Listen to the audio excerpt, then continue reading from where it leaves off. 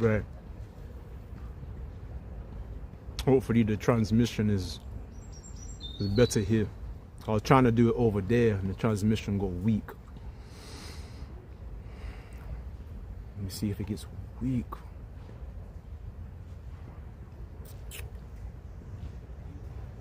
Okay, let me just go for the spirit. All right, so giving all the praises to Yahweh Bashim Yahweh Shai, Bashim Kodash. Right? I'm gonna do this video to address, you know, you had a lot of members of GMS, mainly elders that spoke about, I laid hands on a man, right? I laid hands on a man, all that, right? Because I did an open rebuke video on Manata Zakbar and how he dismissed the young brother. And really, the reason why he dismissed the young brother is due to the fact that he didn't want to be bothered. He actually said it himself in the video. And you know, it's obviously the situation's gone now. I've already done it. I'm not going to keep going on and on about it. I've already done a rebuke or sit down about it. But that's the whole crux of why I did that, because there's a lot of people saying, oh, the guy came down even though he was told not to, so what's the problem? But my whole thing was, you should have never told the guy not to come down in the first place, right?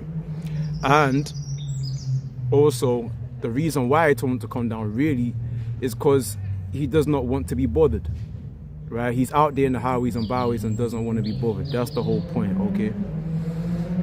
Right? He doesn't want people that he doesn't know standing in front of him. But that's the whole point of why you're out there on the highways and byways. That was the crux. And I don't think a lot of guys was getting that. Oh, he was told not to come down, but he came down anyway. Yeah, but the whole point of why he's supposed to be, the reason why he's out there in the streets is to entertain strangers. That was the crux. But like I said, none of these men said at their own, all these men that made these rebuke videos, really a lot of them were elders. None of them actually said, all of them said that they didn't even watch the video that I did. Obviously, like I said, I already said that out of my mouth. I didn't expect them to respond. You know, Manata Zakbar, Elder RER, Yasha Wambar. I wasn't expecting them to respond, right? But they did. And do you understand what I'm saying? But that was my whole talking point, right? Why are you out there if you don't want to entertain strangers? That's the whole point of why you're out there, right? Showing you that his priorities is not in the right place. And then it blew up into a great thing, and now you had RER, you had Yasha Wamba doing their sit downs, and then they were just going into the whole thing. Like I don't, because I watched it like a couple of days ago, 2-3 days ago. So they were going into it. What were they saying, man?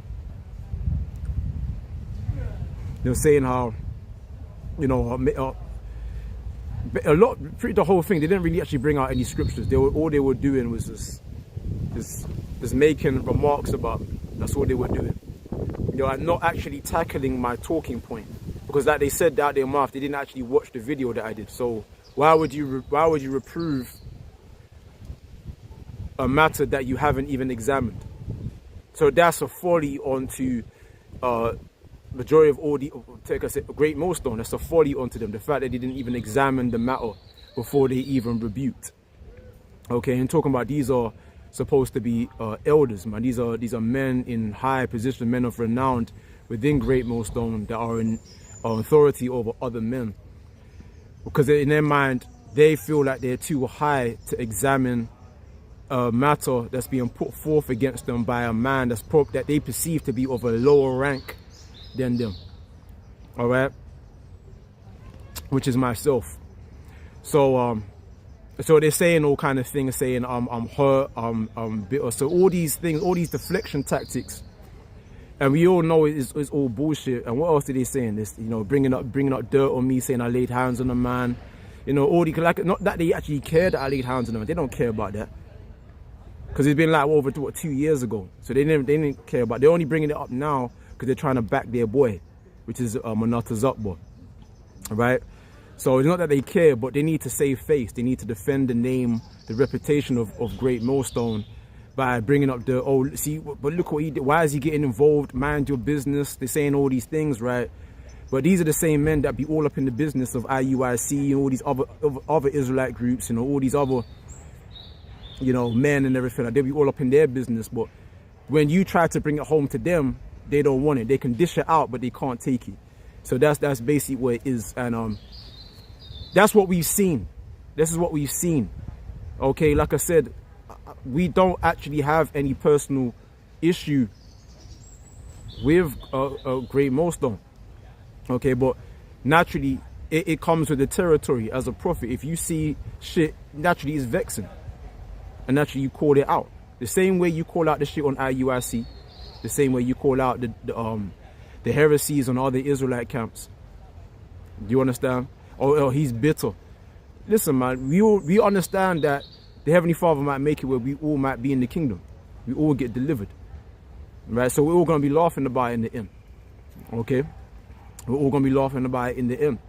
And, we had demons and all that stuff. We had demons, rare. But it comes with the territory. You can't tell a man to mind your business. What's it got to do with you? But you yourself is making videos on other Israelite camps. Right? But even the elder apostle Gabar, even going up the ladder to the elder apostle Gabar, like I said, still have to pay my respects because I did learn a lot of precepts from the elder apostle Gabar. I did learn a lot, right? But at the same time, where this situation is concerning, he did that video on I laid hands on the man. He doesn't know the ins and outs of what happened. He doesn't understand. He doesn't know. And to be honest, speaking as a man, he doesn't care. I don't think he cares. He's only doing it now because he's got to back his boy, Manata Zakbo. You understand? He's got to back his man. He's got to back the name of Great Millstone and all that. And as much as I might love the elder apostle Gabar as a father, a spiritual father, a man that taught me things. I remember back in the day where it was him, Tahar, and the other elders, the top 3 elders. Right, they would sit there and they had the end of the world thing at the back, and they would go into certain Revelations, Genesis. I learned all that from them. So I can never disrespect men that birthed me, if you know what I'm saying, begat me, if that makes sense. But in this instance, I have to say that the elder apostle Gabar, he's just using the whole talking point of me laying hands on the individual the camp that I came from. He's using that whole issue. So like he's using that issue as leverage to save face. That's all he's doing. He actually doesn't actually care about it. Do you understand? And he said a bishop shouldn't strike or be wanting to fight. The whole thing. You watch the video because I'm not going to play it back. You watch the whole video. And and this goes now into the whole situation with me and London Forecasters, why I laid hands on the man. This all goes into that. I never desired to be a bishop. I didn't care about all that. I didn't care about being an elder. And that's literally why when I laid hands on the guy and I literally walked out of GMS, I was looking to leave Great Millstone, like you're talking about 3 years prior to that. I was looking to leave Great Millstone. I was actually going to leave Great Millstone. Right? I was actually going to leave Great Millstone a few years prior. Okay, the elder Require he's now done a video saying that I ain't right, London City ain't right, because I watched the video. I watched it a few times over. And he's saying I'm not right. Saying that, I'm very stubborn. And what did he say? He said, what's the point? He said that I'm going to I forget the point, that I'm going to go to oblivion where I belong and everything. He said a lot of things, right? And it was himself. He can bear witness that I was looking to leave Great Millstone a few years before I actually walked out because of the violations that a man called Laban, the leader of GMS London Forecasters, what he was doing to me, man. Okay, due to his spite, due to his secret competition, right? This one-sided competition that he had with me. And this is me telling the truth, okay? Whether you want to believe it or not, that's up to you. I'm just putting it out there into the cosmos that this is what happened. You know, a lot of men might say it's just hearsay and everything like that, but I'm just putting it out there to address the whole underlying issue that I had with GMS London Forecasters, right? Okay, so it was quote unquote Elder Requirecom, the second in command of over here, the UK, across the pond, Great Millstone. I was looking to leave, so I called him up, right? You're talking about, so this is 2 years, you're talking about 5 years ago, damn, 5 years ago. I called him up saying I'm gonna leave, rare. Then he called the council, right? So we had a FaceTime council, we had a FaceTime on the phone, we had a FaceTime council. So it was him, another elder, the light-skinned elder, I keep forgetting his name, right? And then it's me and another, and Laban, right? Me and Laban. So it's like four men on the FaceTime council. So now, you know, I was bringing out how Laban, the leader, right now the leader of GMS London Forecasters over here in the UK, in London, how he had like a spite, man, this nitpicking at every little thing I did, nitpicking at any little thing that I did, right? So he could feel better about himself, because he had this, you know, measuring himself up to me, right, and everything like that. The whole situation, I brought it all out, and in the end of that council, he had to admit, I'm talking about Laban, the dude with the eye patch, right? I'll call him Cyclops, whatever, you know. So he admitted that he was wrong for what he did, right? And so again, Requirecom, even though he's done a you know, almost like a rebuke or saying London City ain't right, he failed to acknowledge that council, man. He failed to acknowledge that council that was had, right, all those years ago, that I was being violated. So I'm not some victim. So he's trying to make out like, I'm trying to play this victim. I'm not trying to play anything. Do you understand? That's the truth. Okay. So you know what? Let me go into the history of it. Let me start back from that point, man. That point when because at that point, like I said, he was nitpicking at me for over stupid things, man. I'll be in the camp, because remember at the time I was second in command. Laban was first in command at the time, okay? Going back into the time where it was just me and him. It was just me and him in Brixton, right? We left London Central Camp. It was just me and him. And I'm trying to recollect everything, because remember, this is a long time ago. So we was in me in Brixton, and he left me because he felt like he needed to prove himself.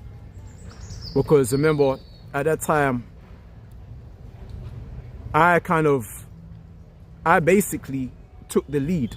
Between me and him, I took the lead. And he left because I kept interjecting, everything like that, right? Which I was wrong for.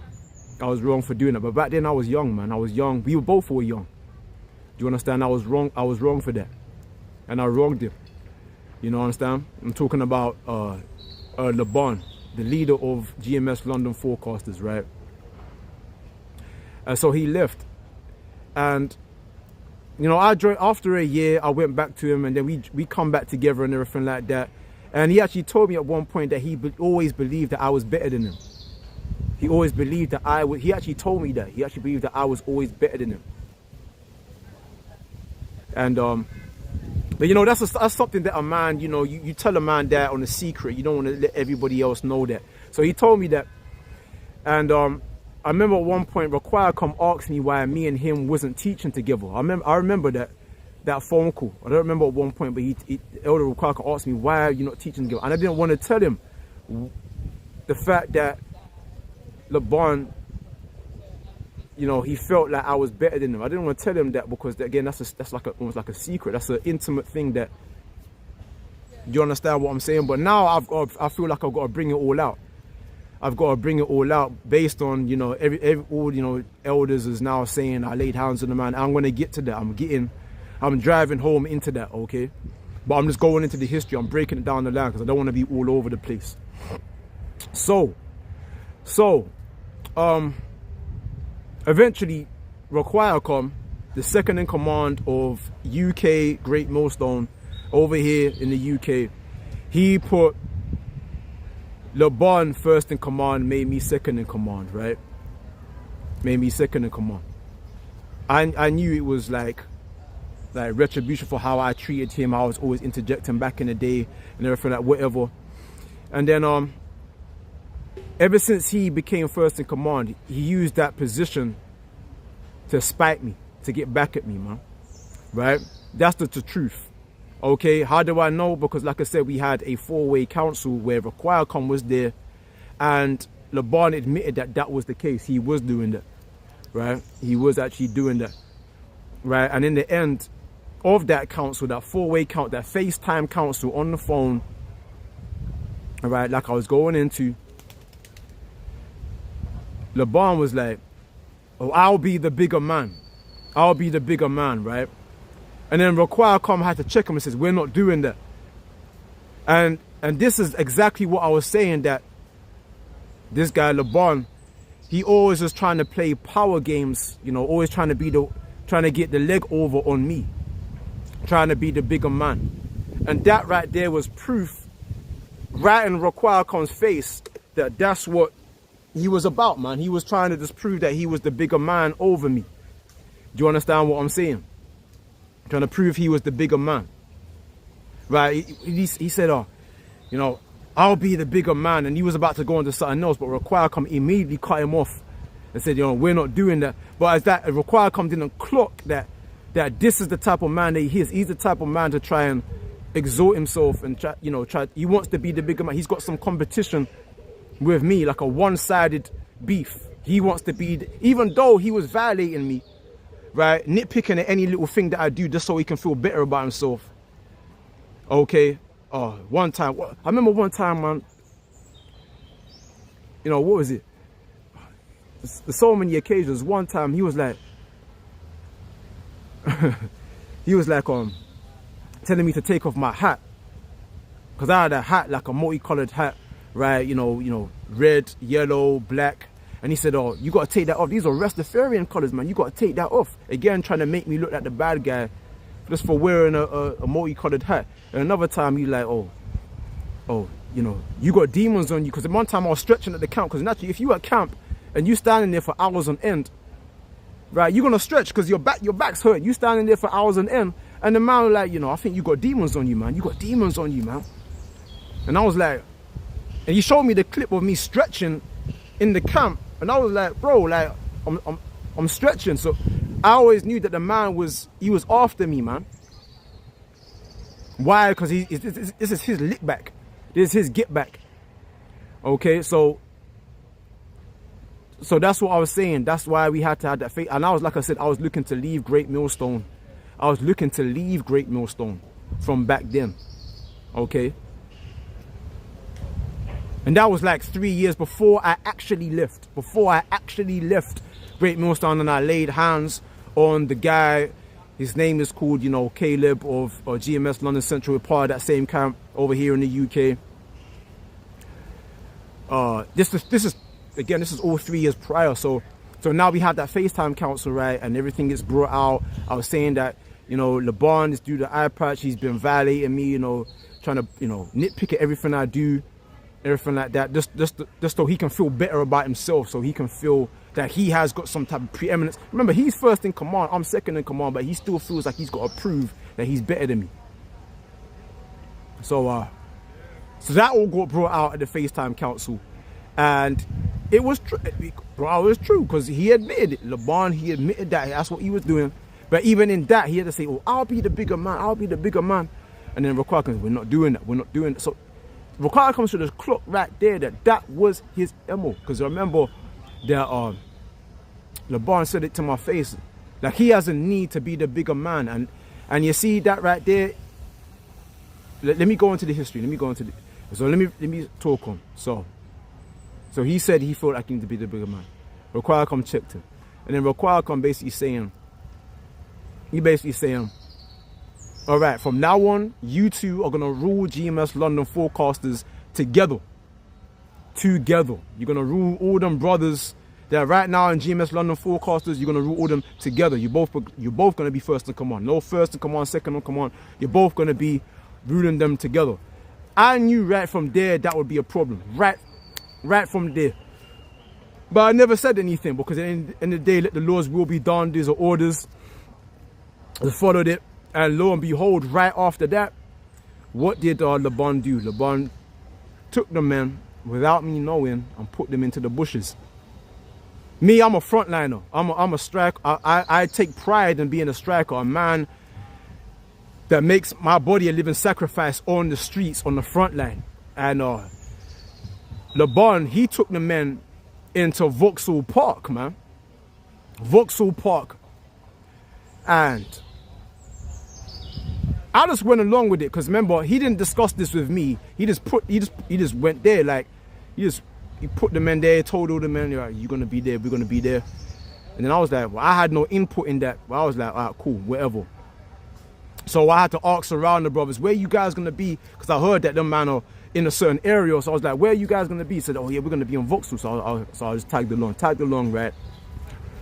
They're in Vauxhall. So, I talked with them for a while in these different park areas within Vauxhall over here in London, right? And then they moved again. They moved again to another park area within Vauxhall. And again, I wasn't summoned. No one, LeBron didn't talk this with me. I had no idea, but I had no input. And that's when I knew right from there that again, he's trying to assume command and put me to the side. I clocked that. Clocked that. He's moving the men around. And remember, I'm about the highways and byways. LeBron is not about that. He's about these. Because remember, he's the chief captain right now of GMS London Forecasters. They're not about the highways and byways. They're about these bushes. If I had it my way, I would have took the men into the highways and byways. I would have took them into the streets, so they should truly know what it means to be. Do you understand? To make your body a living sacrifice, to not hide your face from shame and spitting. So like I said, I'm just putting this video into the cosmos. A lot of brothers that watch this video, you might think this is hearsay. I'm just talking. I'm giving you a history, a backdrop of my whole issue with GMS London Forecasters, the camp that I was the first in command of, according to the command of Require.com, the second in command of GMS London Central. Okay, so I'm giving you the backdrop of that. Okay, and why I eventually laid hands on the man, which I'm going to get into, just to stay with me. Okay. So he's moving the men around without telling me, and I see what's going on. So basically, I'm being ostracized from the camp. They put the intent of LeBron was to have me put to the side. He wanted it for himself. Because I remember, like I said, I remember one time, but I don't remember what time. Because remember, this is years ago, man. Like I said, sometimes I wish I had a body camera on me so I could film every situation where he said certain things. But like I said, when things happen out of the blue, you're not gonna fucking remember the date and the time and where he said it. You don't remember the place where he said it. But he said this to me. He said this. He said, I gotta be in control, man. I gotta be in control. I remember he said that to me, and I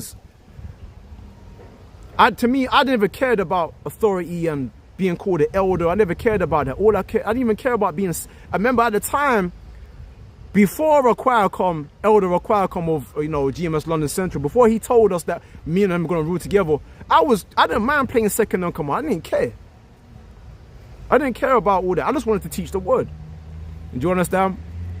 But again, LeBron, having this secret one-sided competition. Because if you bring it to his face, he's gonna deny it. He's gonna say, "Oh, I don't know what he's talking about." He's gonna throw rocks and then hide his hands. That's his whole thing, right?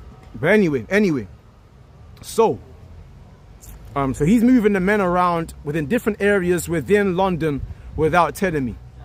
Remember, I'm first in command. So is he. So we're both rooting together. So he's moving the men around without telling me. All right? So my whole thing is, man, if you want authority that bad, because remember, I was at this point when I clocked it, I was vexed.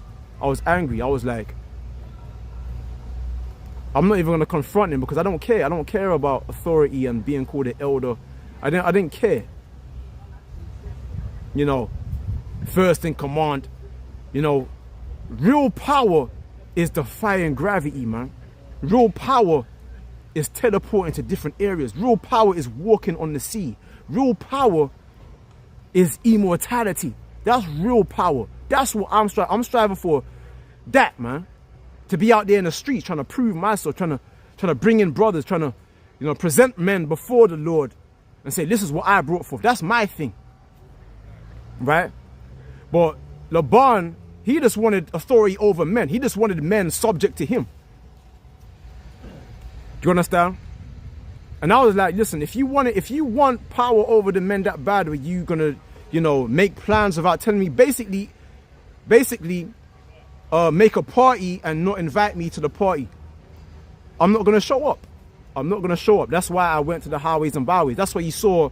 If you look through my videos, you will see that I taught in the streets. When I was in Great Millstone, I taught in the streets, and Laban's side of the camp taught in the bushes.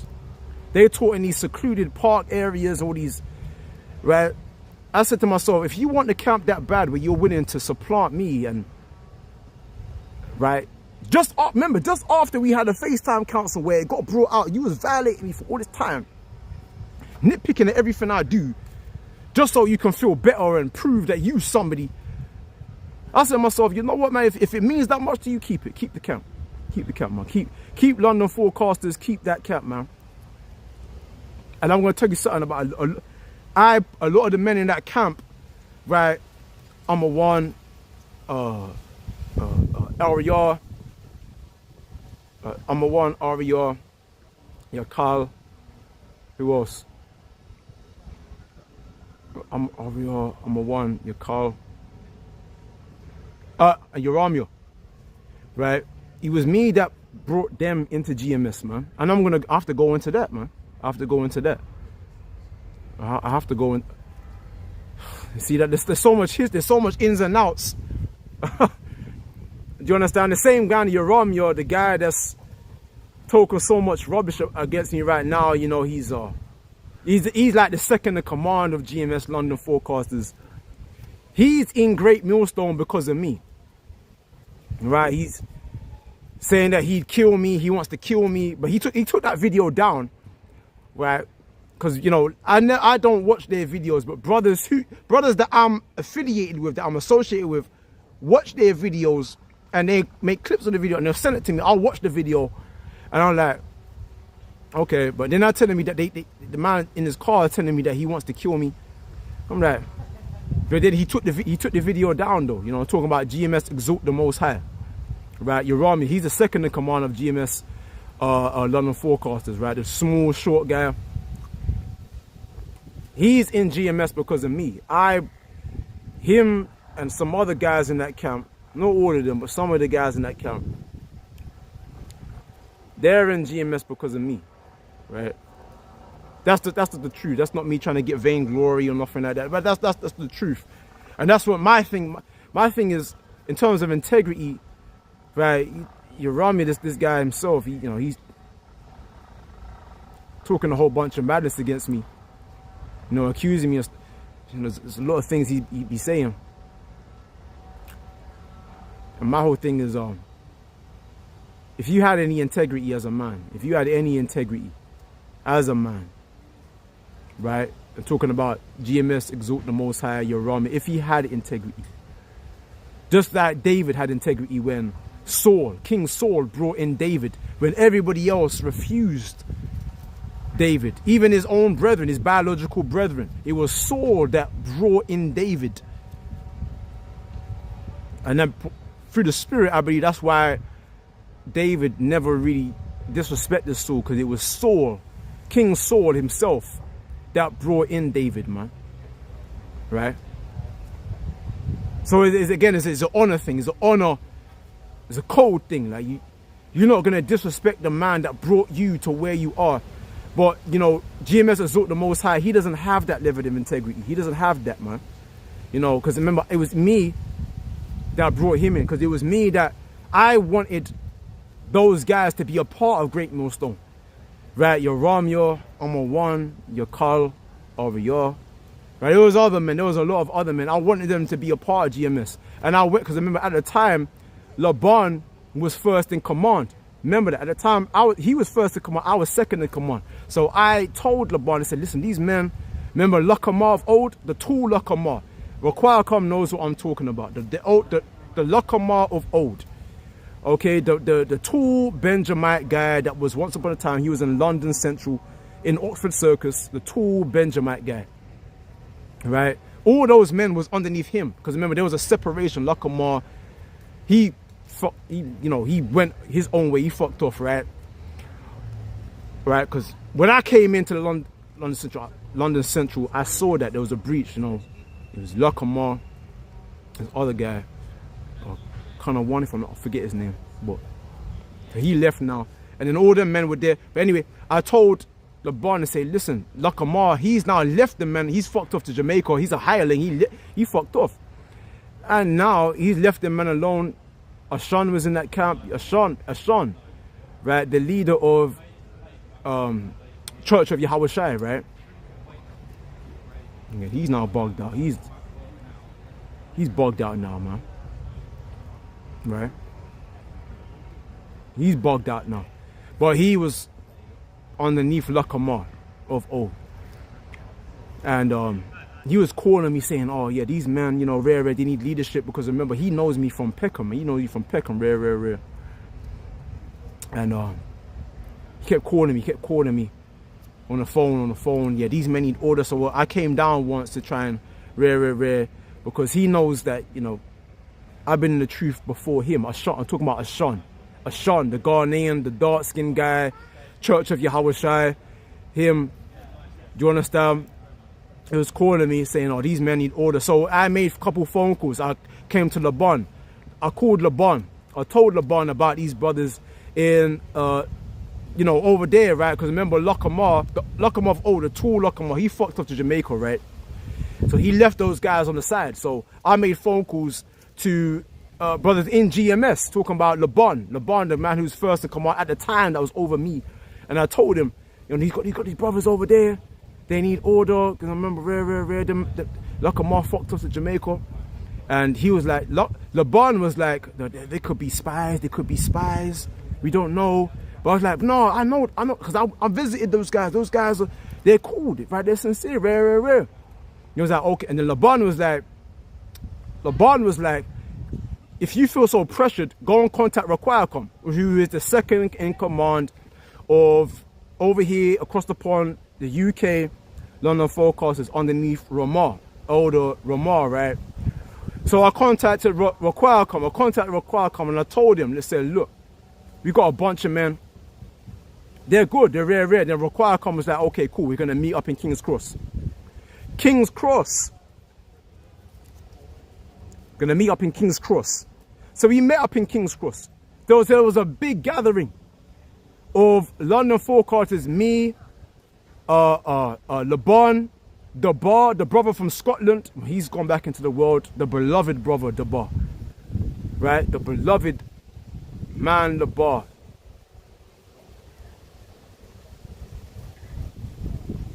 I swear that every time I mention his name, I want to cry, man. Every time Dabar, man, he was a good, but you know. And anyway, so it was him, us three, because at the time it was us in Waterloo, and all the men that was once upon in Lakamar. So we all came together in Waterloo. You had Raquelcom, the other elder, the light-skinned elder, and the order was formed. So Jerome, your older man, they're in Great Millstone, right? I'm a one, Aria. I'm trying to, or your Carl. They're in there because of me. Am I glorying in that? No, but at the same time, it's integrity wise, man. Integrity wise. But anyway, so that's that. So that's some history there. But remember, there was other men there. There was Ashan there, Ashan, and he left London Forecasters, and he eventually wound up leaving, and that's where you had all that multitude of men. You see, Rock of Yahushai, Yahweh's Messengers, a Vine of Israel. These are all branches off from GMS London Forecasters, GMS London Forecasters. All those different camps that are here right now, they're all branches off of GMS London Forecasters. Do you understand? But anyway, so that's some history. Anyway, I feel like 35 minutes, but let me get to the point. So now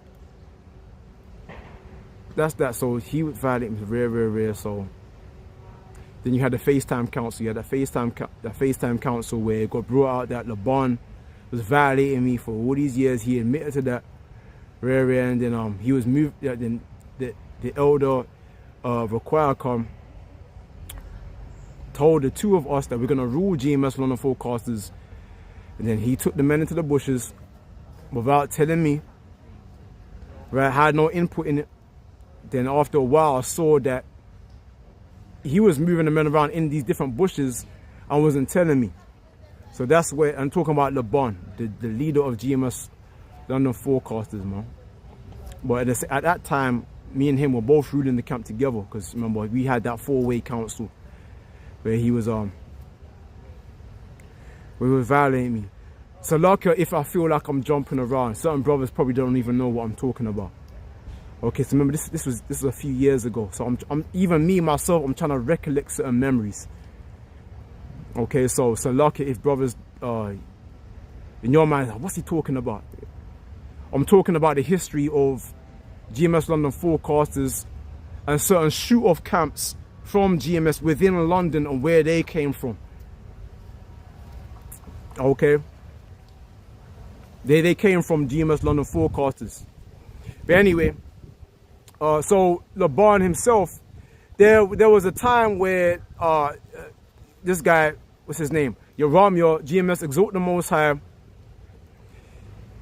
he came down with the yayon, the wine, right? The wine bottles, the plastic cups in Vauxhall Park.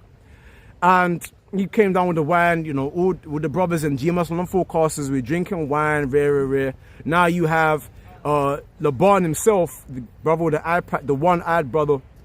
You know, he has a kind of defect or deformity within his body. He pulled me over to the side, right? And this is when he takes off his mask. He takes off his mask, right? And he takes off his mask. He says, well, he's been drinking a bit. I drank a little bit, but I remember this. He's in his drink, right? Drinking the red wine. And he says to me, you know, I've always seen you and me as alpha males. And then he takes me by my arm, this arm, my left arm. I remember that. He took me by my left arm, and he does like a tug of war, a push and pull type of thing. And I'm looking at him like, remember, he's in his drink, so he's got like a crooked smile on his face while he's doing this back and forth on my arm. Now I'm looking at him like what does he mean by that?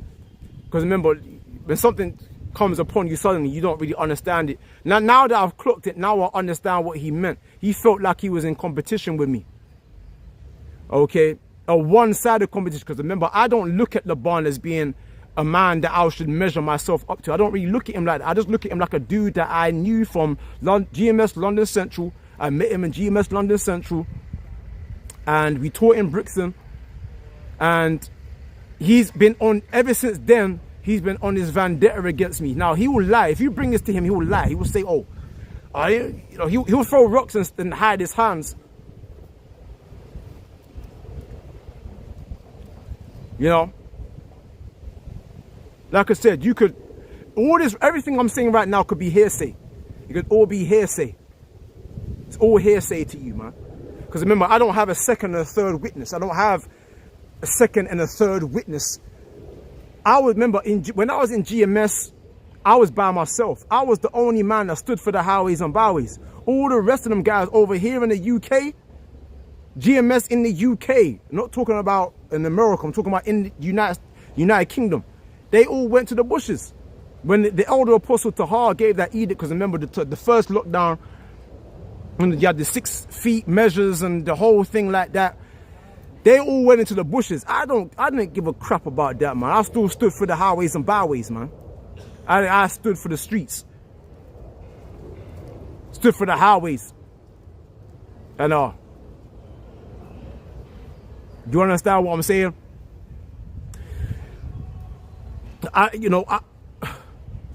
So that's where it was. You know, I was always the odd one out. I was always the guy within Great Millstone. Over here in the UK, I was different from the rest of them. Okay, Raquel said that himself. He said I never fitted in. Then, and he's true on that. That's probably the one thing that I agree with him. Raquel or second in command of UK Folk, that's the one thing that he said was true in his response video of what I what I was saying my rebuke video on Manata's up bar over GMS South Carolina, right? It was true. I never belonged. You know why I never belonged? Because I was for the highways and byways. All the man there in GMS UK, they were for the bushes, man. And I was never about that. And but you see, LeBron, going back to the whole talking point, LeBron, right? Even in that, I never hated him. I still prayed for him. I remember praying for him. When I was working in that Indian shop, I was doing like deliveries on my motorbike, my moped. No, my bike, on my moped. Okay, I remember praying for him on the side, because I was waiting for orders, whatever. I remember praying for him. I always prayed for him, man, that demon, that competition demon will come off of him. Right? Do you understand? That demon would come off of him. So don't ever think that I hate them, man. I don't hate them, man. I didn't hate them. I always prayed for him. Even when I laid hands on the dude Caleb, I prayed for him that same day that I laid hands on him. The same day that I laid hands on Caleb, I prayed for him that very same day. So I never hated him. Right? And that's why I delivered the money. You see that money? The £1,100 in cash. That's why I put it down. Right? So damn, man, there's so much that happened, man. So much that happened. So let me go back to because we had the whole situation where LeBron took the men to the bushes and moving around without telling me. Right? I clocked that. I went into the streets. We took them into the bushes. He took them to what was it? North London, deep into the forest, man. And I was like, man, I'm driving up there. I'm not taking my moped up there and driving up there into some deep inside some forest. I'm going to teach in the streets. And who accompanied me? Caleb, the dude that revealed all my secrets, the dude that I laid hands on. Caleb and I'm afraid to say his name, but you know, I have to. I can't beat around the bush, man. Ahab, right? Ahab, the beloved brother. Ahab. Them man accompanied me out there into the highways and byways, right? Because remember, I taught every Thursday, so they went out there to join me. But also every Saturday, they would also join London Forecasters on a Saturday in the bushes. But they will come out on a Thursday with me on the highways and byways, right? And but their hearts was never in it though. Caleb and Ahab, their hearts was never in it. Because I remember when we all stood before the Passover, we all stood before Elder Ramah. Elder Ramah was questioning all the brothers and GMS London forecasters. Do you really want to be out there in Brixton? Because remember, Ramar don't like Brixton. He doesn't like over here in the UK. Some of you brothers that you probably don't understand, you don't know, but like I said, I'm putting this video out into the cosmos. He was like, do you really want to be up there in Brixton? Because remember, he's got some beef up in Brixton. He asked all the men in GMS London forecast, do you really want to be in Brixton? And they all said no. So I was the last. I literally was the last in Great Millstone over here in the UK that stood for Frontline, that stood for the highways and byways.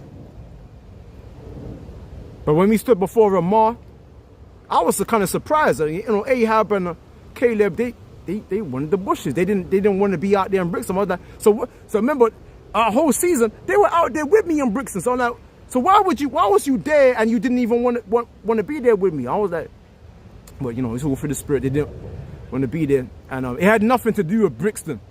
Let me say that it had nothing to do with Brixton. They just didn't want to be out there in the highways and byways. That's why if you look at all their videos, they're in all these secluded areas, bushes areas. It was never about Brixton. They just didn't want to be out there in the streets, period. None of them, no man in GMS over here in the UK wanted to be out there in the highways and byways. I was the last. I was the only one that uphold the tradition, the ancient. So, you know me, I say that. But you know the traditions from Elder Apostle Tahar, where Elder Apostle Tahar himself, he said, you know, there should be Great Millstone camps in every corner. You should be raising up hell. I was the only one that upheld that tradition. Over here in the UK. While the rest of them, they're all in the bushes. That's why you see, even to this day, I'm in the streets and they're all in the bushes.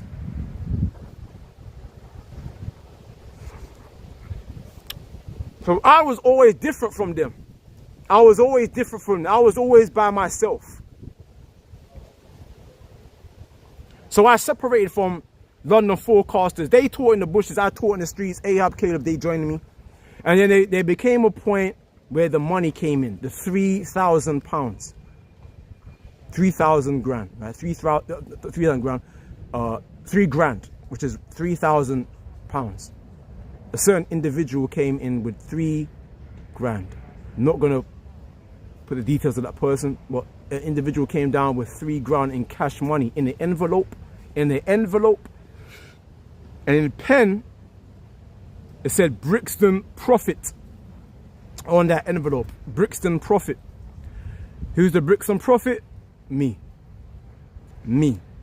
Okay? Not anybody else. Me. Okay? I'm that Brixton Prophet. So this is a sister that's been following me from a long time. And she came, and this is the time when we were teaching in Clapham Junction. I shouldn't have said she. But this individual came down with an envelope she don't know my name. My name is Dawada. This individual put Brixton Profit on it. So this is money, and this is why I'll go into the older Apostle Gabar. He did that sit down about me, right? He did sit down about me, how I laid hands on a man, a bishop shouldn't do this, right? So that whole sit down, right? And in that video, he spoke about money. He actually spoke about money within that sit down that he did. And I found that to be so spiritual, because I didn't agree with the sit down that he did, because if he didn't even care about, me laying hands on the man. He's just using that as leverage, right? Because he's got to back Manata Zakba about the whole reproof video that I did, right? But it was spiritual that he's brought up the money in that video, the sit down that he did. So that it was about money.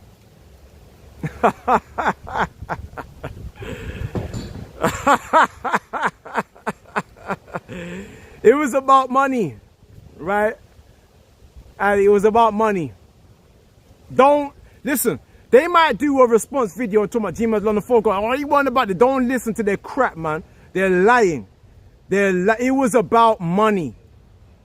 It was about money. 3 grand cash money. Cha-ching. Money. Right? Because I was in the streets. They were in the bushes. Do you understand? And I said to myself, I can't tell everybody about the money, because when you tell men about money, it's gonna. I didn't. So I knew I couldn't. So I told Ahab.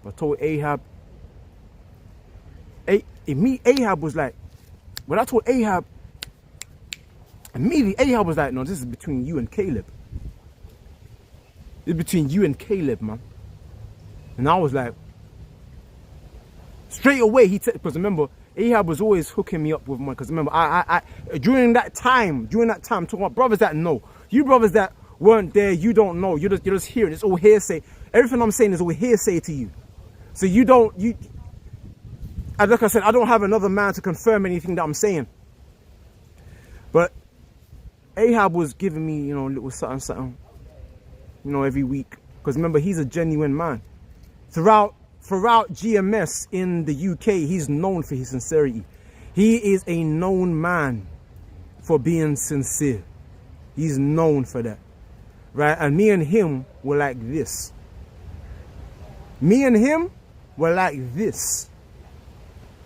He was my best man.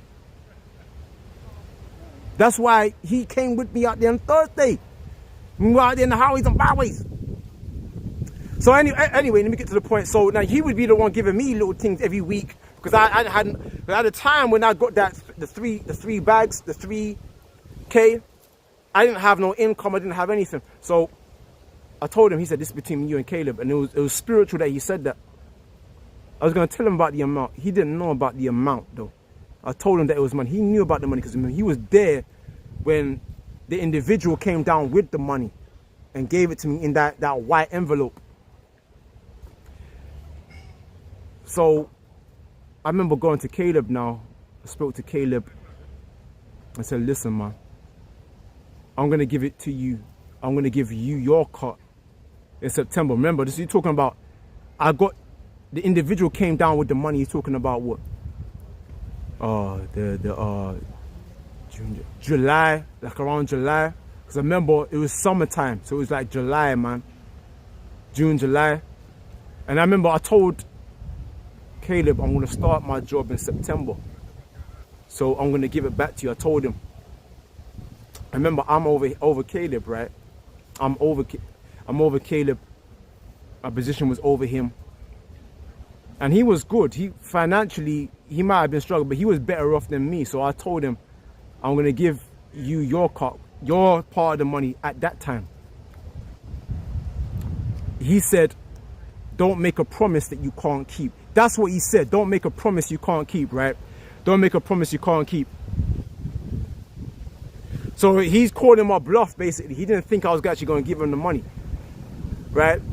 So, like I said, he came through. And this is the point now. Now, check this now. This is the point where he's now this is talking about the Day of the Atonement camp, and the whole bit. And then he comes through on a Sunday now. He's saying, I don't want to teach with you anymore. Right? Because he's in his feelings that I didn't give him his cut at the time that he wanted, the cut of the money, that the time that he wanted it. Right? Saying he don't want to teach with me. And he's saying that, oh, you might be good at teaching, but I'm more spiritual than you. Saying that he's more spiritual than me. Other things, other things rare. But when he said that I might be good at teaching, more spiritual than me, that's when I knew within my mind that he's been comparing himself to me. I'm talking about the same man that's been teaching side by side. When you look through my videos, and I was in Great Millstone, the dude K that was standing next to me, he said that means he was measuring himself up to me the whole time, saying I might be good at teaching, but he's more spiritual than me. He said this outside Brixton Underground Station, right? And that's when I knew that means the whole time he was standing next to me, he had competition with me. He had some type of envy. But anyway. So now that he said all that outside Brixton Underground Station, I called up LeBron. We had to make a council in Clissold Park. Clissold Park. Clissold Park over here in the UK was a Finsbury Park. Do a whole thing right there, and I'm leading up to the point where I laid hands on him, right? Where I laid hands on him, I'm leading up to it. So, and I guess I do also want the men in GMS London Forecasters to know the whole truth of what happened. Anyway, so we had a meeting, right, in Clissold Park, which is in Finsbury Park, over here in the UK, London. And that council was so satanic, man. Because remember, like I said, Caleb, he said he didn't believe I was gonna give him his cot. He thought I took the money for myself. I didn't, man. My whole intention was to give him his cot, which I did, right? But anyway, let me get into it. I'm gonna get into it. So the Clissold Park happened. So he brought in the paperwork against me, you know, we had the council, right? So it was me, Dawada, myself, Dawada, Caleb, Yoromyo, and LeBon, right? So we had a click up together in Clissold Park. Now, so Caleb brings all that paperwork, like Agent Smith, some Agent Smith type shit, man. Some Agent Smith type shit. And he brings out the paperwork. So he went to a computer. I'm just saying what happened. He went to a computer for him to print. That means he went to Microsoft Excel. He typed up some stuff and he printed it out. One copy for himself, one copy for LeBon. He brought it to the council meeting in Clissold Park. He gave the copy to LeBon. He had one copy for himself and he read it all out. He read it all out, man. And he read out all the mistakes that I did and little mistakes that I've done. Like I don't know if I mentioned it in the whole sit down I did why I laid hands on a man over 2 years ago, right? I don't know if I mentioned some of the mistakes that he claimed that I made, right? So he brought out that whole, he was turning pages in that whole council, man. I was right there, so he's reading out all my secrets right in front of me. A man that I was hanging out with, you're talking about every Tuesday I would go around to his house and hang out with the guy, because remember he would teach with me with our Thursday, so naturally on a Tuesday we'd hang out together. Talking about a friend of mine, someone that I thought was, like this, someone that I revealed things to, intimate things about myself to, and he revealed it. We brought it all out. He read it all out, because remember he tapped it up on a Microsoft Excel, the computer, and he read it all out. I remember it was about money, because he didn't think that I was going to bring that money to him. Right? So he did, and that council was so satanic. That council was so satanic. Throughout the whole council, I didn't even say much, because it was like I didn't know that was within him. That I don't know if you brothers have experienced something like that for yourselves.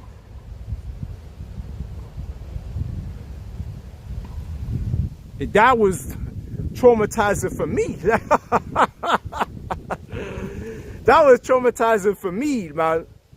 Like, I'm shook at the guy, because I'm thinking, right, he would stoop that low to have done that. Even LeBon, remember LeBon, he's got that secret competition with me, right? So even he had to check him on that. He was like, you're not supposed to talk about another man's woman, because he was talking about my woman in the council and everything. Even LeBon had to check him. Remember LeBon, he's a two-faced, power hungry dude, right? A dude that he needs that for it. But even LeBon, I understand him. I'm gonna talk about that a little bit more.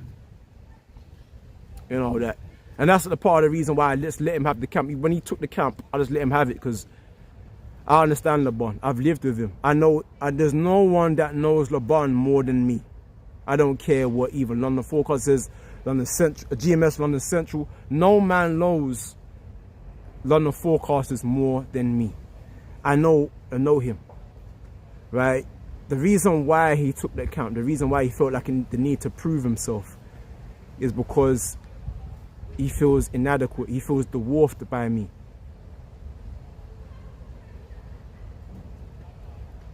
Let me repeat myself. He feels dwarfed, inadequate to me.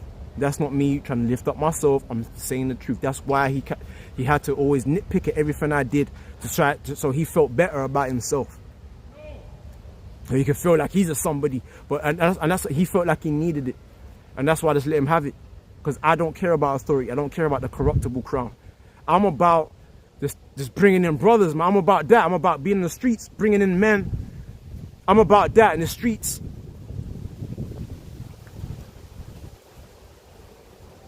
So I guess my heart goes out to LeBron. My heart goes out. I prayed for him. I prayed for him on numerous occasions. I don't hate him at all. I do not hate him. Right? I do feel upset because remember, it's an injustice that was done to me. It was an injustice that was done. I don't care what require come GMS, a second in command of GMS London. I don't give a damn what he says. He don't know. He's been gaslit by the same men that he's defending. The same men that he's defending, he don't know the truth of it.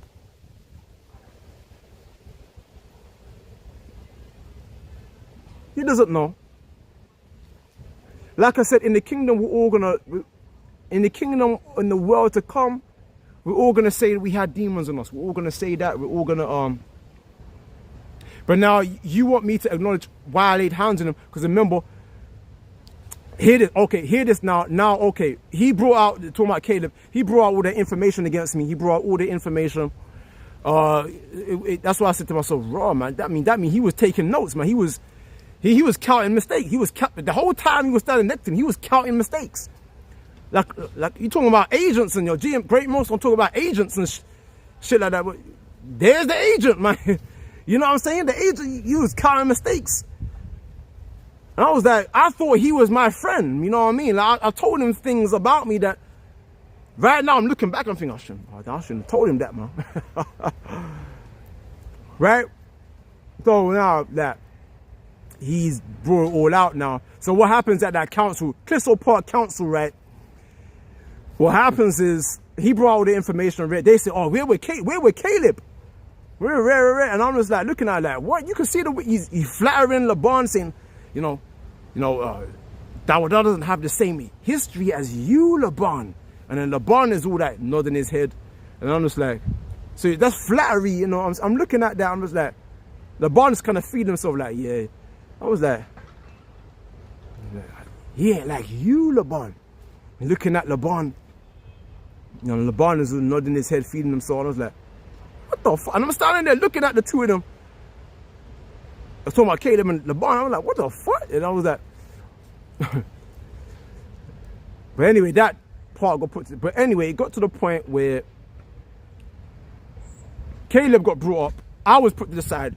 Caleb got brought up. They had I don't know what was said between Yoramio, GMS Resort the Most High, LeBron, and Caleb. I don't know what was said. Because I was standing over there. But Caleb now got put to the side now. I don't know what he was told to move, to go back to the camp. And I was brought up now. And then it got to a point in that whole council now where I asked LeBron, I said, listen, you see what's happening, man? Like, this dude Caleb, he feel like he can challenge me very. So I said to him, I said, listen, man, you need to share authority with me. You need to share authority with me. That's what I told LeBron right in front, because Romeo was right there, right? Because it was him and LeBron that was judging the whole thing between me and Caleb, right? So they're there, and I said, you gotta share authority with me.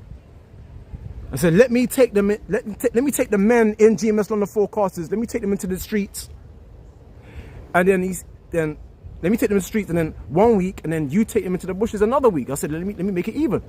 And then LeBron, and when I said that, the moment I said that, LeBron immediately turned his back like that, turned his back, like, and then he looked at Romeo making eye contact. Remember, I'm there, but he's making eye contact with Romeo.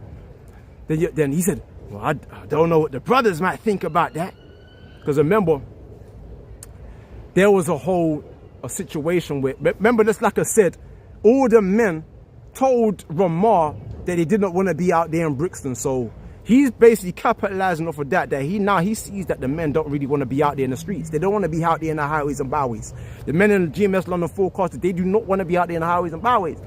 But my thing was, I said, ask LeBron to share authority with me, which is right, because Elder Raquarcom said out his own mouth that me and him should be sharing authority. Because remember, so you're talking about, that was 3 years ago. At that time, 3 years ago now. For 3 years straight, they've been moving around London and not telling me. So I said, you know what? Certain tests were run. I didn't know about these tests. I didn't authorize none of these tests. So now we're in Clissold Park now, asking to share authority with me, and he turns his whole back to me and he looks at Romeo like, I don't know what the brothers might think about that. And he had that crooked smile on his face, making eye contact with Romeo, and Romeo was just looking at him like that. Because Romeo, GMS Resort the Most High, he knew what LeBron was all about, man. He knew that he was trying to make a grab for the camp. But you know what? When I saw that, because remember, I'm there seeing them make eye contact with one another, I didn't say anything, man. I just looked at them, because I knew that would be his response. I talk about LeBron. I knew that when he was moving, I knew that's why he moved into Vauxhall without me knowing, because I knew that he wanted it for himself, man. And also I was like, I knew it. I knew it. So I didn't say anything. LeBron walked away and he said, next time when we move, I'll let you know. Which proves that he knew that he should have told me. Men moving around, he should have told me 3 years ago. 3 years ago, he should have told me from back then, when they moved to Vauxhall Park. Then I went to Romeo. This is after the whole council in Clissold Park. I went to Romeo, and me and him were talking like, you can see how Caleb was malicious, and then Romeo knew he was being malicious, but he was like, yeah, I'll have a word with him. And then Romeo was like, I'll have a word, next time you need to be around the men more. Maybe you need to be around the men more.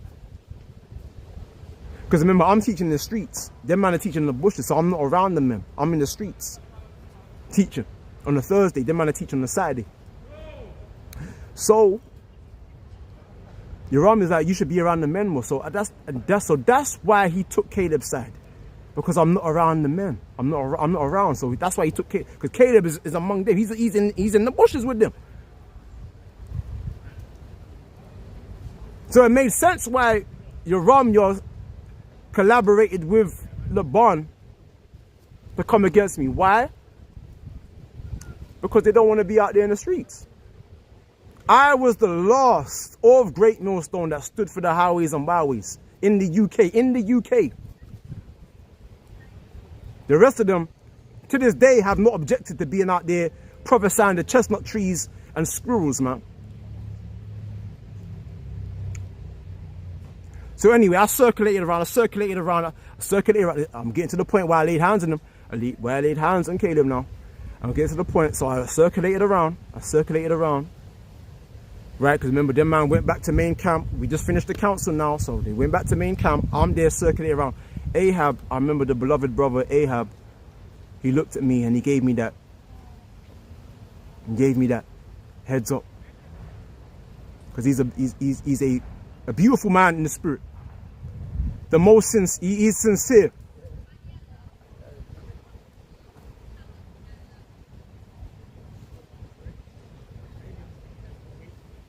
Right? So he gave me the heads up, that looked like, because they're all in the camp. I'm on the sideline circulating around, because I'm thinking about what I'm going to do. Because remember, we just had that wicked ass council.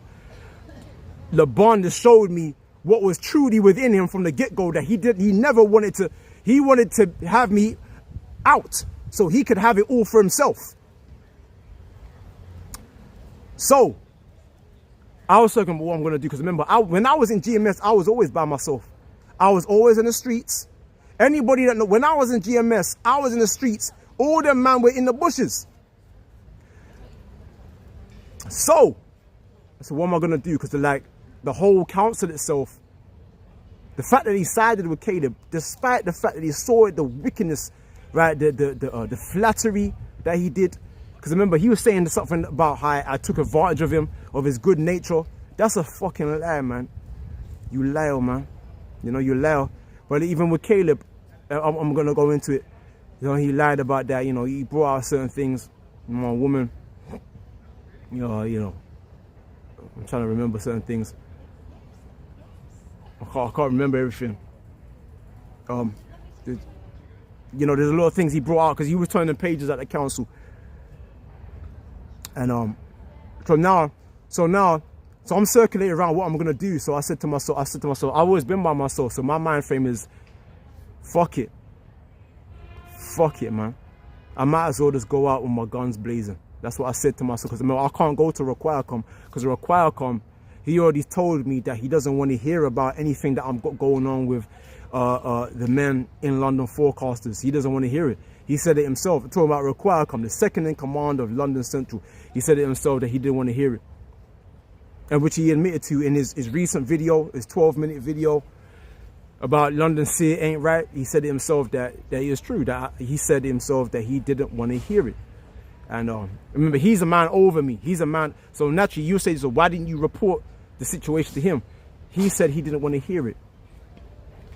So I knew I was literally by myself. Right? So I said to myself, you know what? Caleb, a friend of mine, I didn't mean him no evil. At the start of that council, he was trying to square up to me, saying he's not afraid of me, like he want to fight me. That whole council, trying to act like he's taller and bigger, like he knows more than me, like he wants to fight. So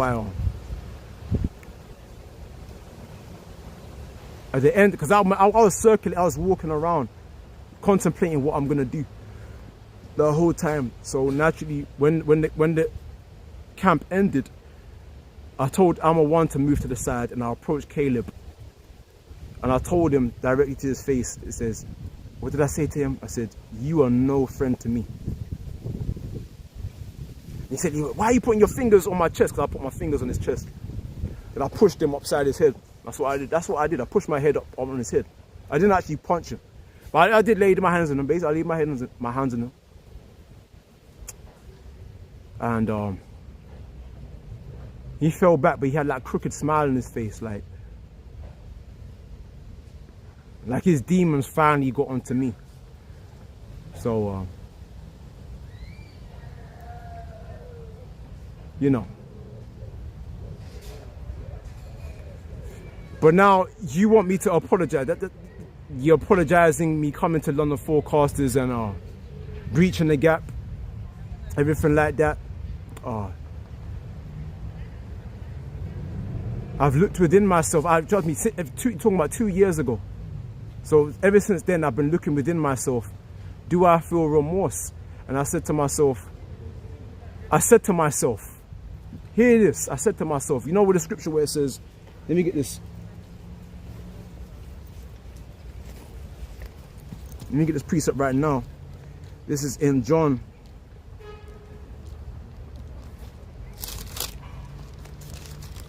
If it's in John, it's a lock shot. I'm trying to get this. You know the precept where it says, as you have measured out to another man, so shall it be measured unto you. That's in Salaka. Let me try to be as in no, that's not the wrong one.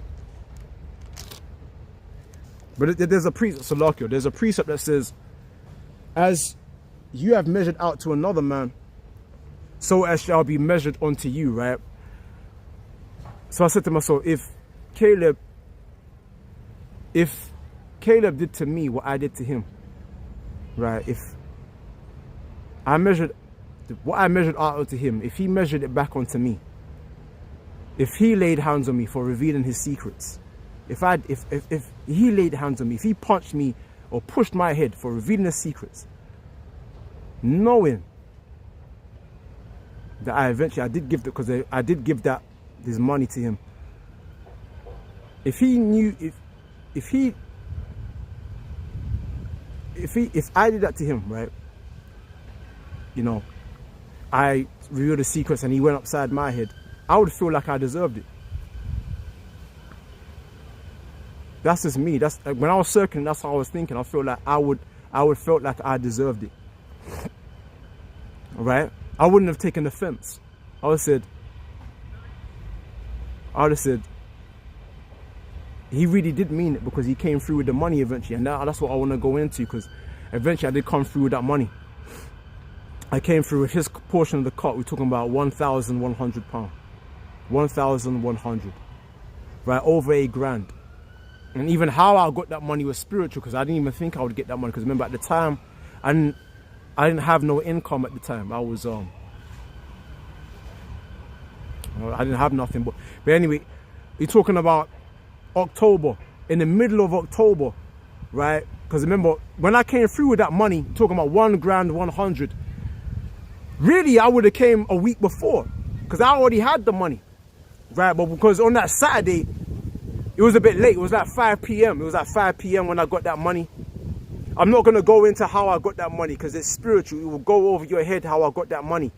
It will go over your head. So it was spiritual. Certain brothers that I'm close with know how I got that money, but I'm not going to say how I got that money. It will go over your head. The Most High gave me that money, right? I say it like that, right? Anyway, so a week later, I came through the Clissold Park. And in my mind, I wanted to see all the men. Gmslondonforecasters, I want to see all of them. All of them. Right, RER, I want to see all of them there, right? Wow, I give the money. So I want to leave it there, place it right there. That's my mind frame. I'm going to place it right there, and I'm going to walk away. That's my mind frame. That was my mind frame. So I went there, Clissold Park now. And when I went there, you're talking about 5 p.m. because I went there late, deliberately, because I wanted to see all of them. So I went there 5 p.m., like 4 or 5 p.m., 4 p.m. And lo and behold, who did I see there? Romeo and Caleb. The other new brother, I'm not going to say his name, because I perceive he's got a good soul, man. It's just that he's under wicked men, wicked, slanderous men in Gmslondonforecasters. So anyway, so I saw them two there. And as I got closer, as I approached them too, because remember, they're live streaming. So I'm not going to interrupt them while they're live streaming. I'm not going to say, yeah, you know, I got the money, right? I'm not going to do that. So I let them live stream, but as I got closer, Romeo, he got quieter and quieter, innit? I remember, he said out so that he wanted to kill me. This guy, he said he wanted to kill me. He took the video down. Because remember, I didn't watch the video, but certain brothers that I know watched the video, sent it to me. So I know that's what he said, he wanted to kill me, but maybe it could have been shame why I don't know. But anyway, he got quiet. As I approached nearer and nearer to the camp, he got quieter and quieter. So remember the £1,000 and 100 in the envelope, I put Caleb's name on it. I put it inside a little, like a wallet kind of thing. And I put it where the tripod was. I knelt down, I put it where the tripod was. And I turned around and I walked away. Right, the two of them were Caleb he had this pride in him. I remember, I can't forget, man. He had this pride. Caleb had this pride. Cause remember, by this time, I'm talking about a month ago, I've already laid hands on him, innit? So he's got this pride. He got this look like. I remember. But I never said. You know why I never said nothing to them two? Because them two are wicked men. Right. Romeo, Caleb, I couldn't go back and forth with them because I knew that they were not upright men. They were wicked men, man. Okay?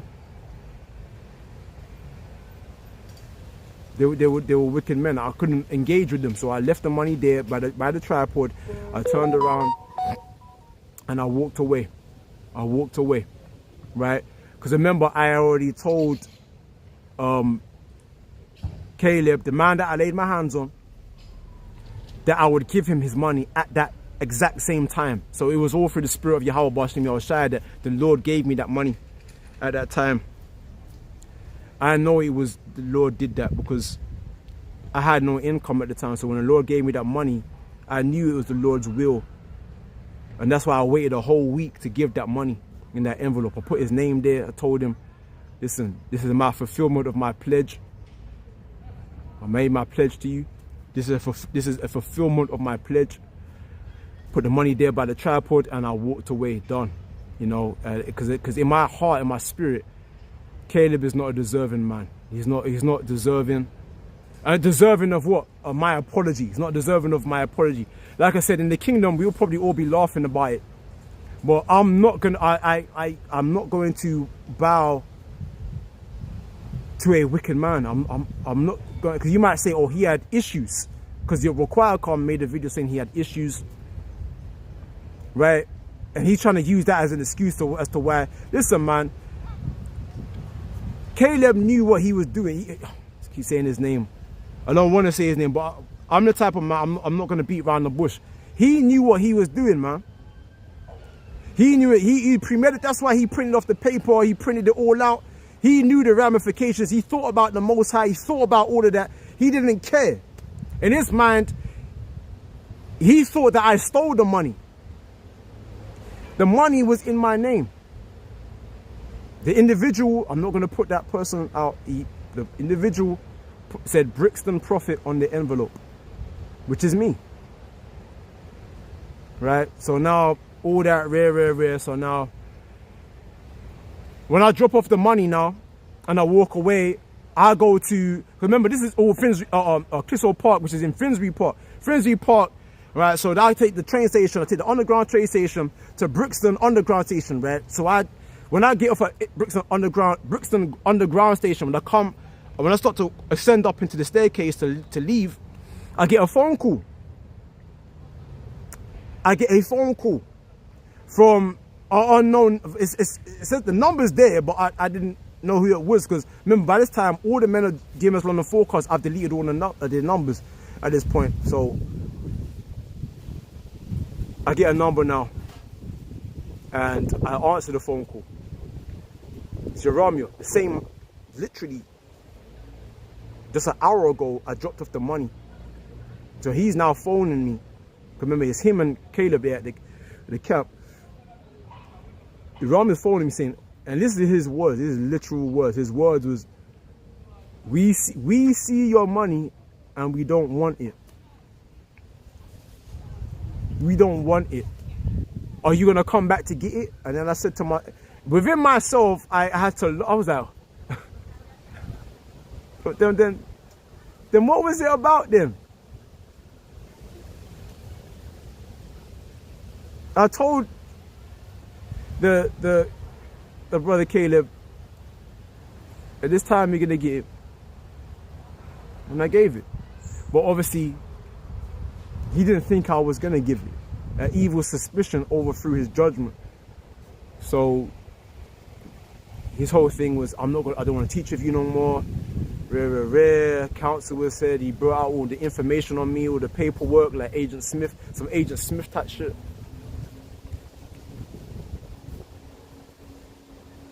So now that I've come through the money now, remember, he didn't think I was going to do it. So now that I've come through with it, he's like, so he tells you, I don't know what happened in it, but Romeo called me and said, we see your money, we don't want it.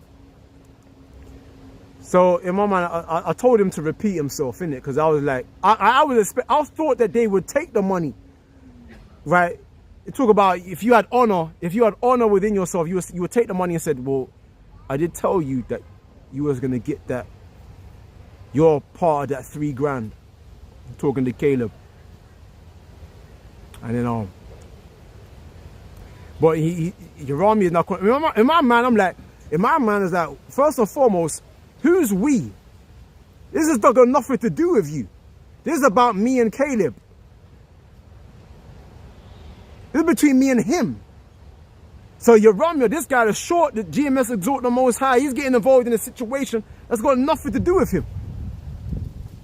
Talk about we see, well, who's we? The money wasn't for you. The money was for him. His name was written upon the envelope.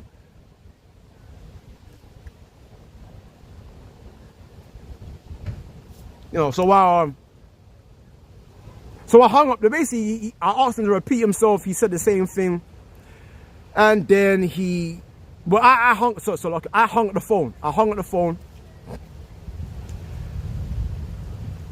What did he say? I remember he sent me a text. And then the day after, he sent me another text saying, "Oh, we told you to come take the money." Roughly, probably something like that. He sent me a text. Oh, you know, we told you to come take the money.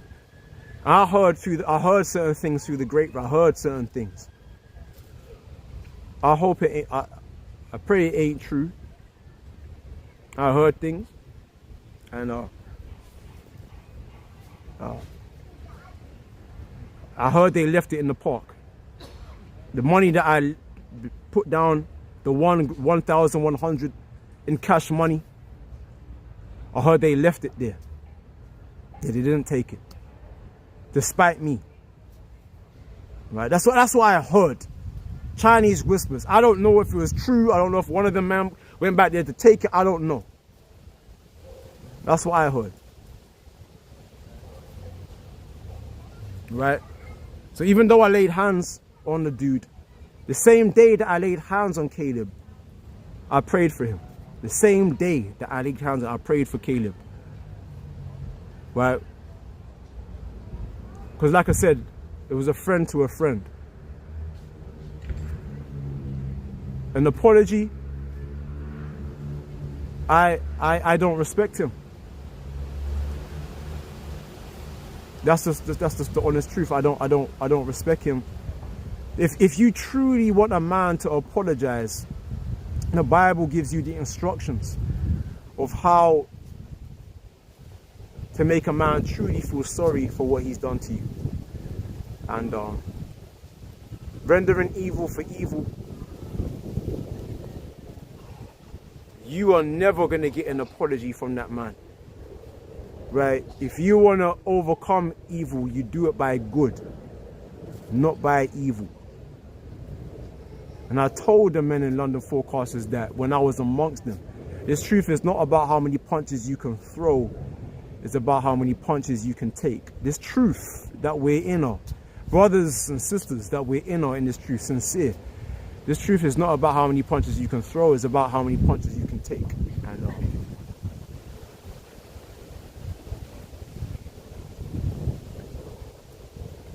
I've looked within for the past 2 years since I laid my hands on him. Because remember, I came through the money for him. I put his name upon the envelope. Right? Well, now Yorami wants to get involved. Yorami has been talking a lot, talking about Gmslondonforecasters the most. He's been talking a lot, man. And it had nothing to, I don't know why he got involved. I honestly don't know why he felt like he needed to get involved, because it had nothing to do with him. It was between me and Caleb, no one else. Me and Caleb, and me and Laban. I don't know why Yorami felt like he needed to get involved.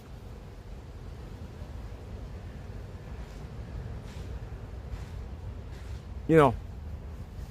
But I do know that he, because remember, he got into GMS through me. I the one, not to exalt myself, but it's the truth. Like, that's how he got, the reason why he's the captain of Gmslondonforecasters right now is because of me. And you would think that a man that has integrity, that he would understand that and respect that, but you know, he's now talking, you know, ridiculing me for being diligent and everything like that. Yo, he's going out there 5 times a week, rare, you know, all this stuff, and I'm just like, bro, it's like, you know, you got to be careful who you, as the scriptures tell you, you got to be careful who you do good to. What's that precept? It's a lock, yo. What it say?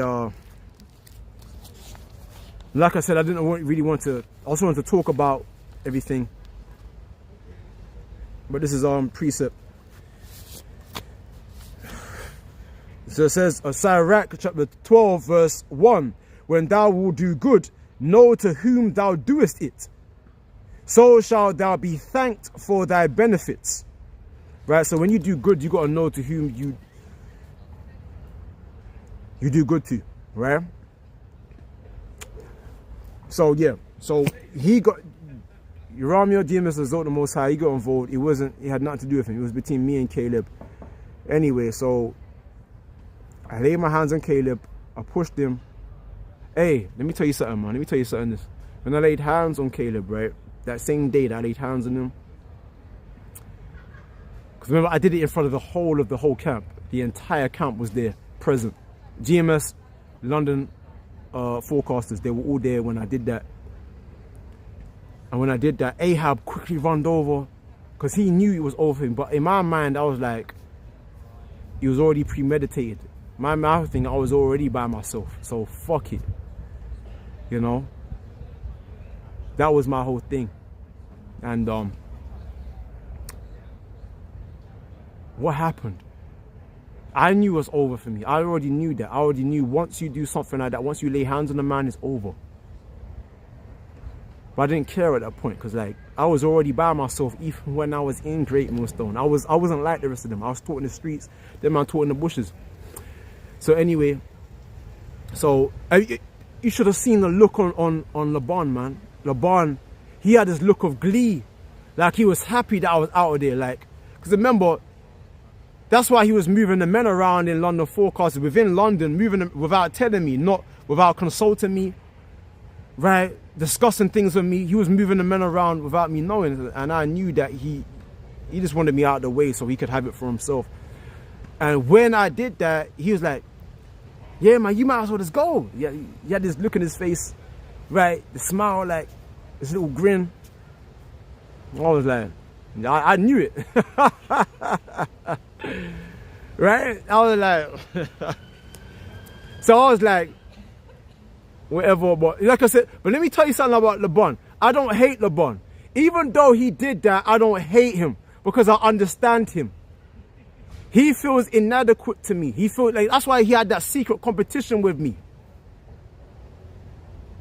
I don't hate Laban. It's like that's why I let him just have the camp for the 3 years. Since Requirecom told me and him to rule the brothers together, and he took them into the bush, Clissold Park, I just let him I just, and he wasn't telling me about what's going on, and I was at the tag along.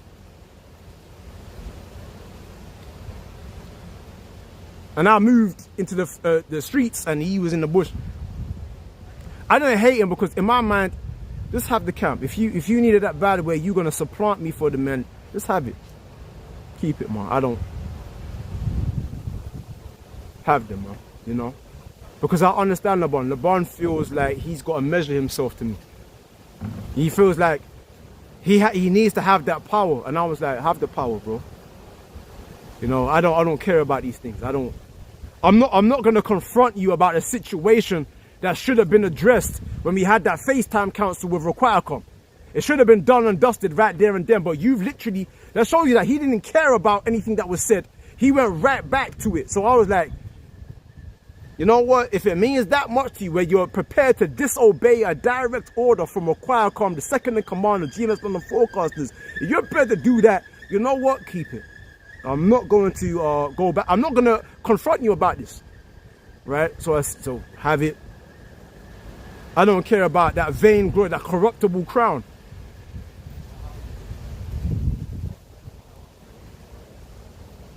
So I went into the streets and ultimately I sabotaged myself. When I went upside, Caleb said, I only stood that them man there, Ramya, Laban and Caleb, it was almost like an ambush. That whole council in Clissold Park. We're with Caleb. Despite the wickedness that he saw him doing, I was like, yeah, man, the man there, this is something that was already pre-decided. So it was like I walked into an ambush almost. If this was the ancient world, The ancient world, without no CCTV camera, they would have killed me, man. They would. That's what I personally believe. I don't care what you say. They would have killed me. They would have murdered me, man.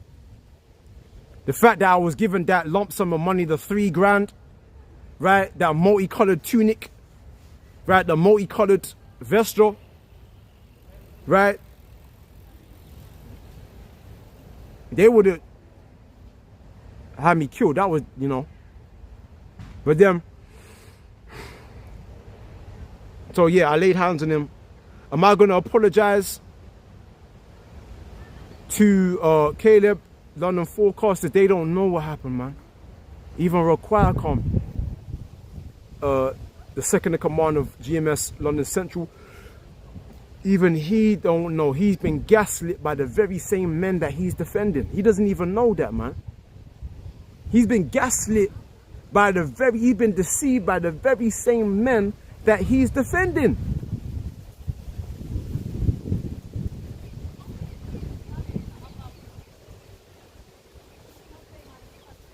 He don't know. He don't know. And he's always been dismissive of me. I'm talking about Raquacom. A shit judge of character.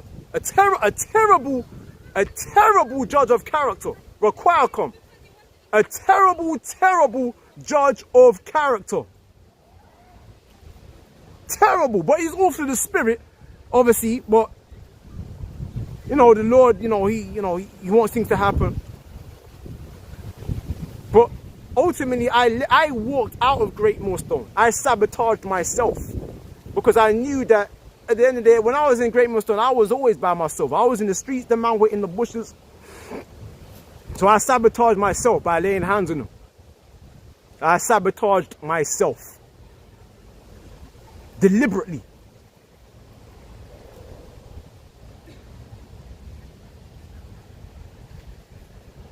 Right?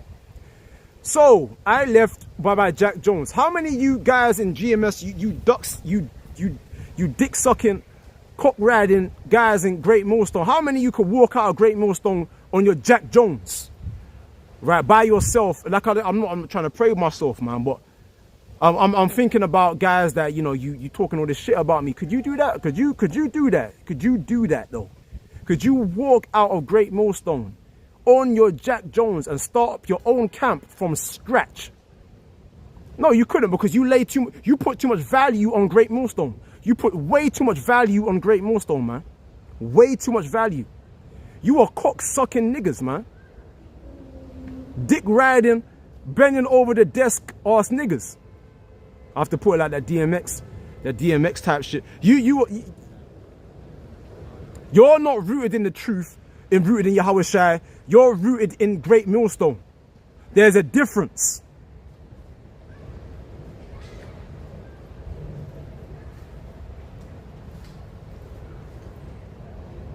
There's a difference between being rooted within Great Millstone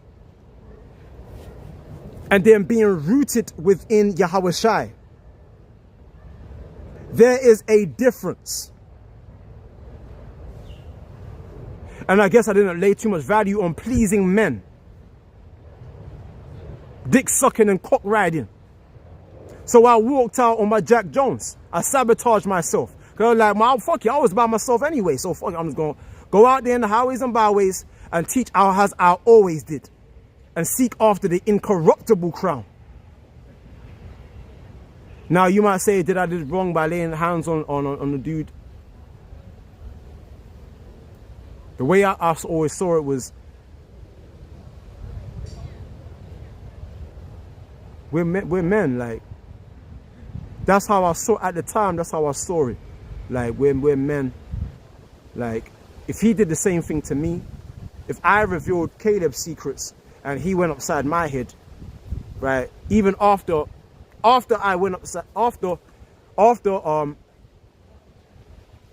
example, he went upside my head, and afterward, he's come around with the money, right? I would feel like shit. Like, he did mean what he was going to say. Because at first, I didn't believe. That's why I revealed his secrets. Because I didn't want to get kicked out the camp. I didn't want to get rare. He really did mean it. I wouldn't have took offense if he punched me in my head. Right? If Caleb punched me on my head for revealing his secrets, I would have been like, I deserve it. I deserve it, man. Because he was he said what he did what he said he was going to do. He came through with the money, the same pledge that he made. He came through with it. And which means that I, the one that revealed his secrets, I was in the wrong. And don't ever think that I've got a problem humbling myself to it. I've done it before. I've went down on my knees and bowed down to Laban right in front of the whole camp. Not the fact that I wanted to do it to be seen of men, but I did it because I know that I wronged Laban in the past in always interjecting. And this is when me and him were young, man. We're talking about over 10 years ago, a decade ago. Me and him were young, man. Right? And that's why he separated. It felt like he needed to prove himself. And that's why I bowed down to him, to show him how much I respect him. But even in doing that, that wasn't enough. He felt like he still needed to make a grab for the camp. And I was like, damn, man, even though I bowed down to you, make a grab for the camp, or I keep the camp. I'm just going to go out to the streets. I was going to go out to the streets and just teach, man.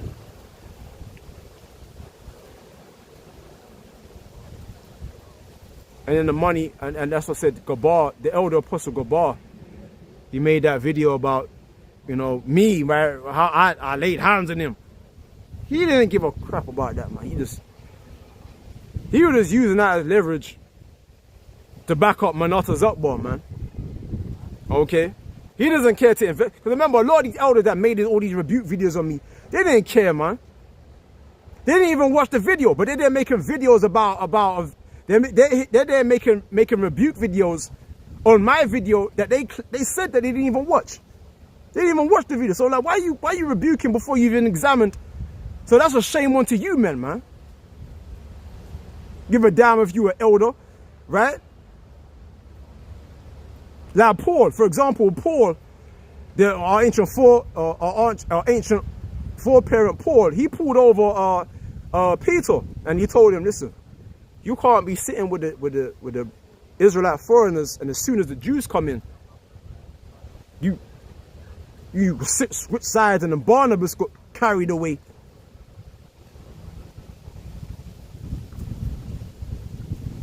Paul still withstood him to his face.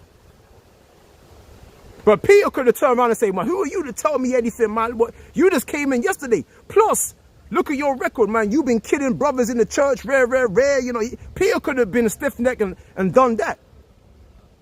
Peter could have been like, well, who are you to tell us? You just came in the other day. Right? Who are you? You ain't on my level. You ain't even part of the 12. Who are you to be withstanding me and telling me where I went wrong? Peter could have did that.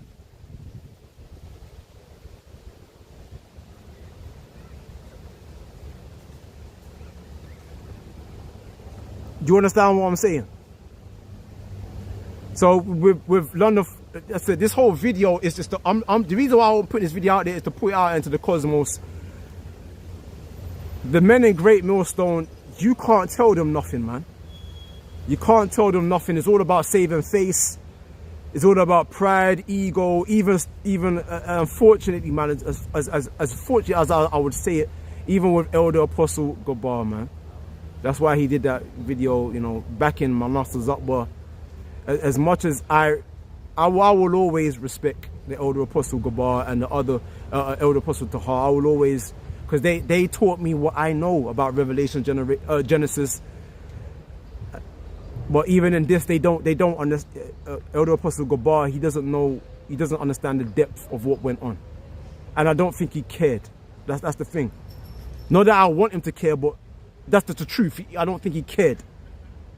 He only brought it up just so he could save face to back up Manasseh's Upboard. That was it. That was the only reason why he brought out that video.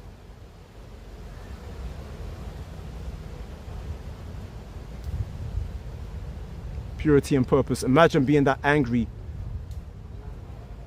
that wicked for so long, and then be told, I never knew you. I don't understand. Shalom to the brother, felt Hawam Lab, non-stop on the block, the elder Yawakal, strength and truth, and Gary, right? Shalom in the Most High. Bless all you brothers and your households, man. So like I said, this is not a video to go back and forth, because I know with these guys, Great Millstone, you can't tell them nothing, man. You can't tell them nothing, man. You know, in their mind it's like, well, why are you getting involved? It's none of your business. But they be all up in the business of IUIC and all these other Israelite counts. But the moment you check them, they did it. Oh, rare, or you laid hands on a man, rare, you're in your emotions, you're in your feelings. Come on, man. That's weak. It's weak, man. You know, his deflection is all psychological shaming tactics that men typically do when they know that they were either in the wrong or whatnot. You know, that's what they do. They always use them tactics. Oh, you in your feelings, he's chatting shit, you know. Yeah, not bro, like, as prophets, it comes with the territory to draw out men who are on fuckery. Manata Zakba, the reason why he refused that young man is because he didn't want to be bothered. It had nothing to do with danger in the streets. Oh, rare. He just didn't want to be bothered. He said out his own mouth that he didn't want anybody bothering him. Right? It feels weird to have a man that you don't know standing there listening to the word. Why are you out there then? Let's go home. And that was the whole crux of my rebuke video on him. That a lot of men just got twisted, you know. But anyway, am I going to apologize to the men of London forecasters? No, because their men are deceitful. They're wicked men. These are wicked. LeBron is a two-faced coward, man. Coward. Say it like that. They're cowards, man. Right? LeBron, and that's why so lucky. I don't know what that So lucky that.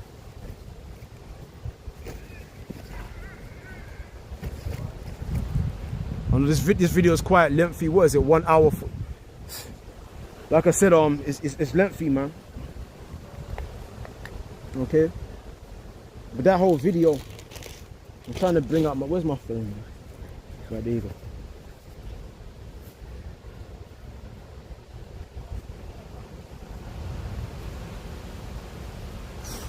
London forecasters are, since my departure, they've steadily become worse. Under the rulership and the guidance of Laban and Romeo, they've gotten worse, man. They've gotten worse. They're now teaching against persecution, fear mongering, or if you be out there, you could get shot in the face, run down by. Brothers have sent me the clips. I don't watch the videos, but brothers that I know that I'm associated with send me clips on what men are saying, what they're saying, what other men are saying.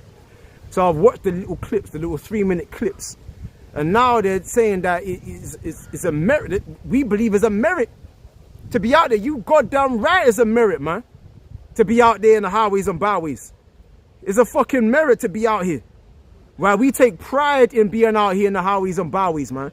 Don't ever think that us brothers in the streets and you men in the bushes, we're the same. We're not the same. We've got two different spirits. Men that are in the streets, we sincerely want to distribute riches onto the potential elect, man. We care. We care. Brothers that are hiding in the bushes, you just hiding in wisdom. You don't care, man. Your light went out 6 years ago. Require come. You saying that I'm wicked. You saying that I'm wicked, but I'm out there in the streets though. Where are you? You in the bush, man. That's also the truth. You doing that video saying I'm wicked, right? I'm in the zeal right now. I didn't think he was even gonna respond to my video. I honestly, man, because he's gonna say, oh, he does care, bro. Like, you in the bush, you the captain of the Bushmen. You ain't spoken to anybody in 6 years. I've been speaking, when you go out in my videos, I'm speaking to everybody every other day.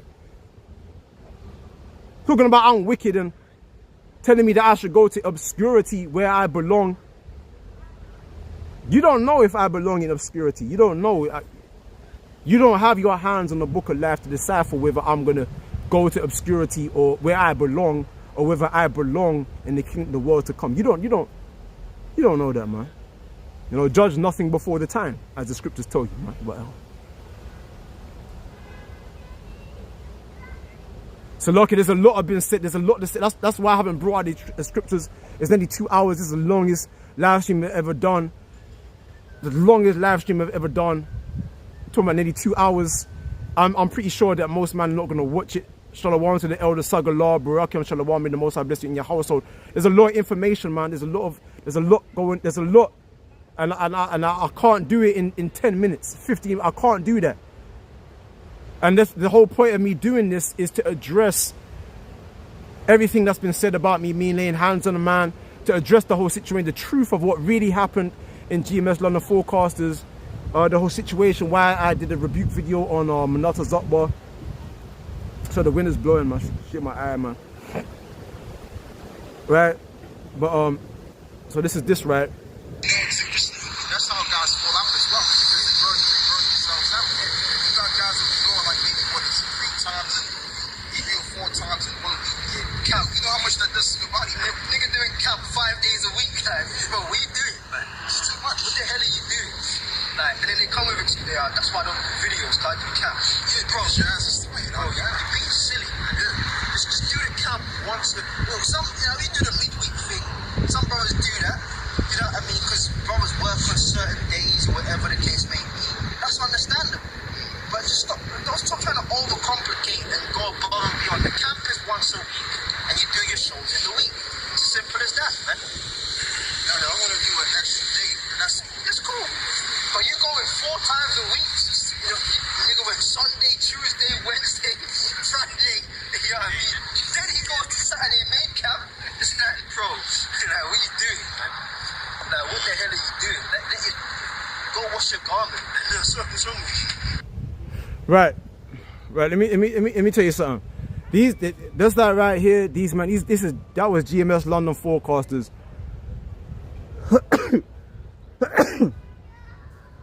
They was accusing me of being too diligent, because they were talking to me.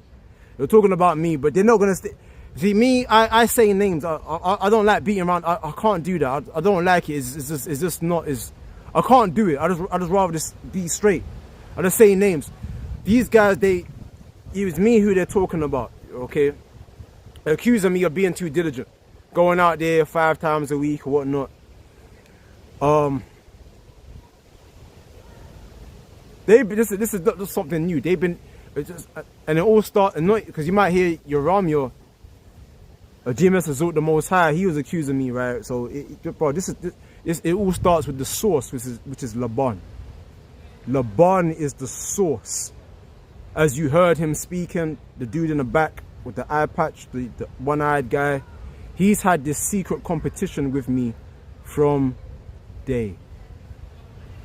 So he's been accusing me even when I was in grade. He's been accusing me till this very day. This video was like what? It's like a month or 2 ago, if I'm not mistaken. This little clip that was sent to me by one of the brothers that I'm associated with. It was sent to me like 2 months ago, roughly. I think something around that time.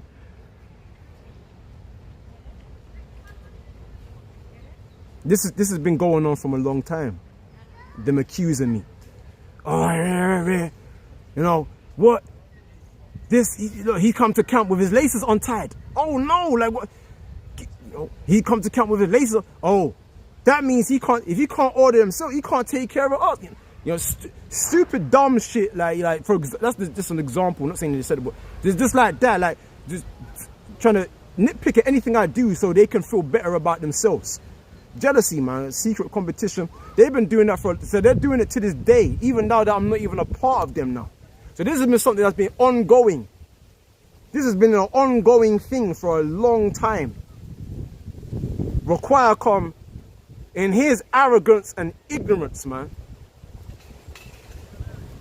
A part of me feels angry, but then I said to myself, he's been gaslit by the same men that he's defending. So it's like, he don't even know. Like, and I don't think he wants to know.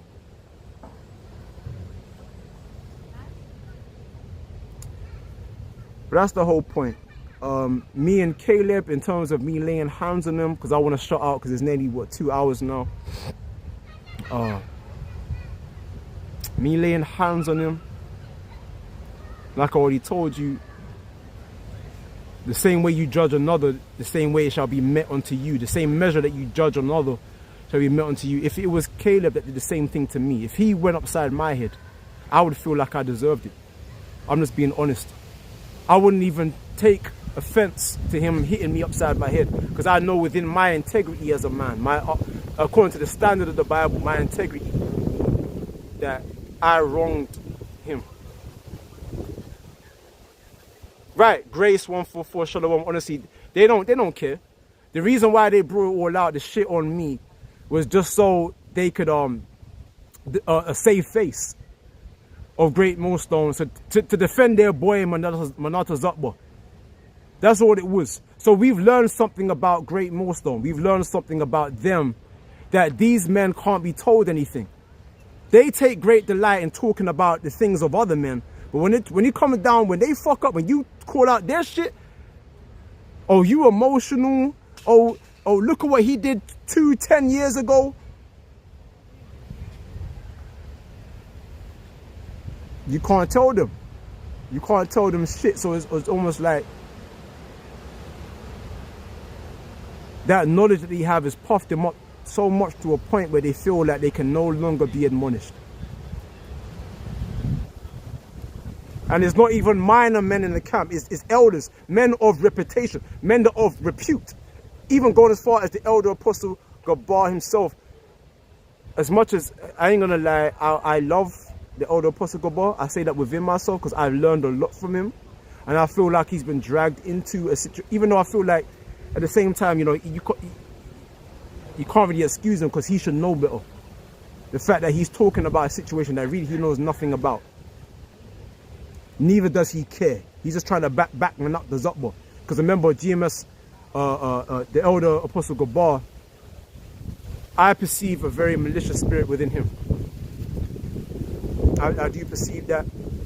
I do perceive maliciousness within him. I do perceive a lack of forgiveness. Like I said, even the guy that I laid my hands on, the same day I laid my hands on, I don't have anything. I don't hate him. I understand. I understand Laban and I understand Caleb. Caleb is very manipulative, man. He's so manipulative that I was scared of him. I was scared that he would stoop that low just to get at me. So he would suicide and disrespect himself, reading my secrets just to get back at me. Somebody who's he's got nothing to lose. You gotta be scared of a man that's got nothing to lose. That man will do anything, man. And that's, and he did that so he could stay in Great Millstone. Anyway, it's history, man. It's history. It's history. And there's a lot that went on. There's a lot of details. I can't put it in sequence. I can't. There's a lot that went on.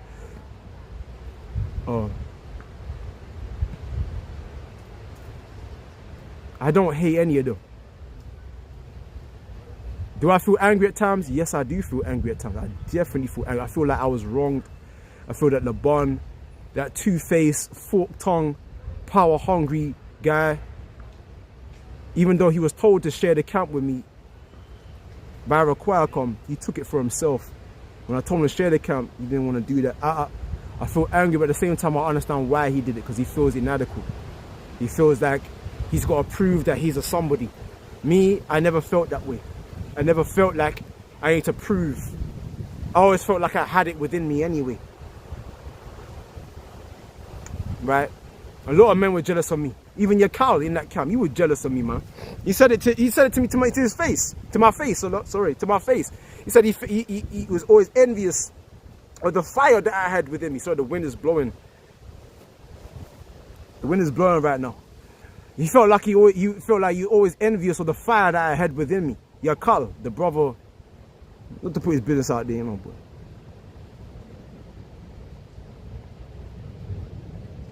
But my man, you know what, you man take the count. I don't care. I'm just about teaching this word. I'm about proving myself to Yahweh Shai. I want to bring forth fruit to him. That's it. That was it, man. Right? And when they did that with the evil, I said, man, fuck it, man. Might as well just leave GMS. And then Caleb, I laid my hands on him. Friend to a friend. A part of me, because I remember I was talking with Dan Yarder yesterday, the brother that's within, right now he's within my ranks, my ranks that I teach with, the light-skinned brother. And he brought out a certain scripture. I forgot, damn, I don't even have the scripture with me. About how David said about Saul that, let the Lord judge between me and you, but I will not lay my hands upon thee. So, it's of a truth.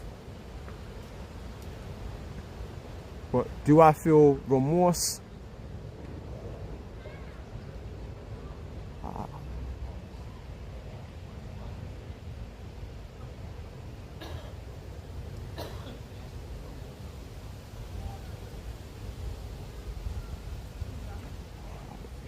This is maths, man. I don't know. Do I feel remorse for laying my hands on him?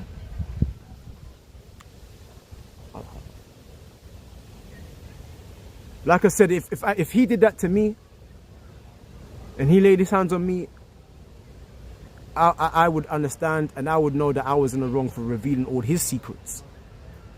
And I would go to him and I say, you know, bro, I know that you hit me, but I wronged you, man. I know you meant well about the money, the $3,000. You gave me my part, and I left it in the park.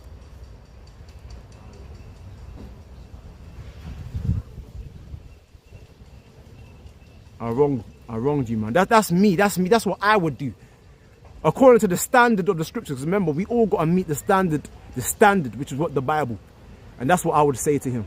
That's what I would say if he was the one that laid his hands on me.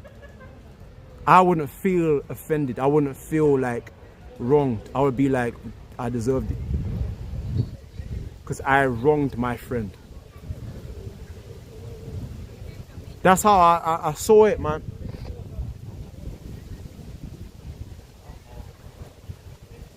Maybe it's pride. I don't know, bro. I don't know what it is. But like I said, once you reveal the secret, let me tell you something, man. Once you reveal the secrets of your man, you've lost him. You've lost him, man.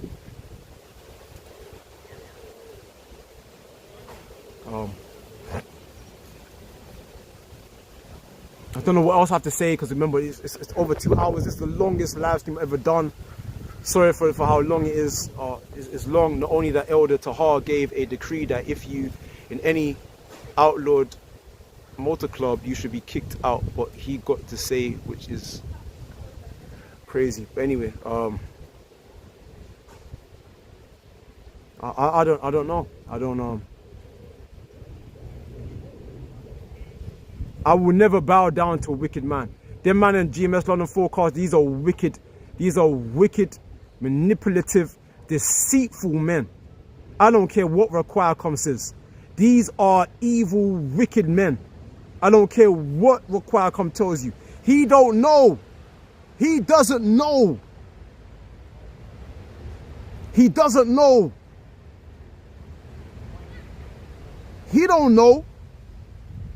He there making London say it ain't right. Bro, you defending a bunch of snakes. You don't even know it. I don't know if they told him about the money, but I don't think they did, man.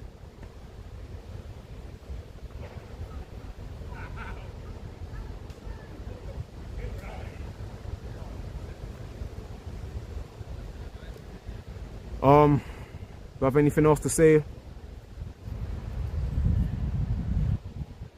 No, I said what I had to say. I spoke about the Malata Zokba situation. I spoke about the elder apostle Gabar.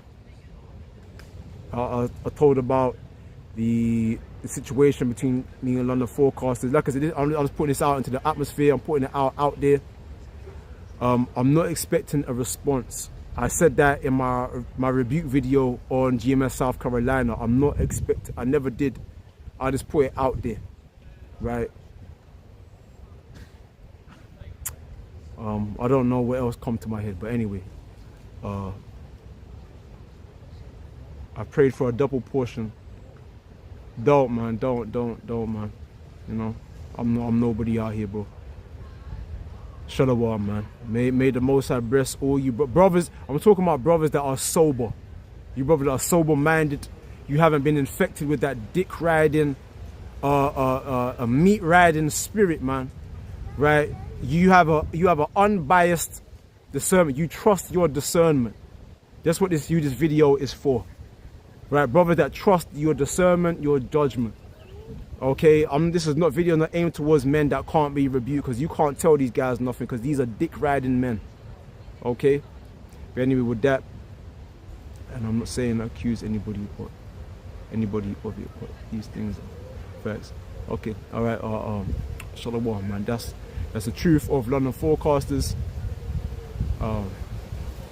That's the truth. Shalom.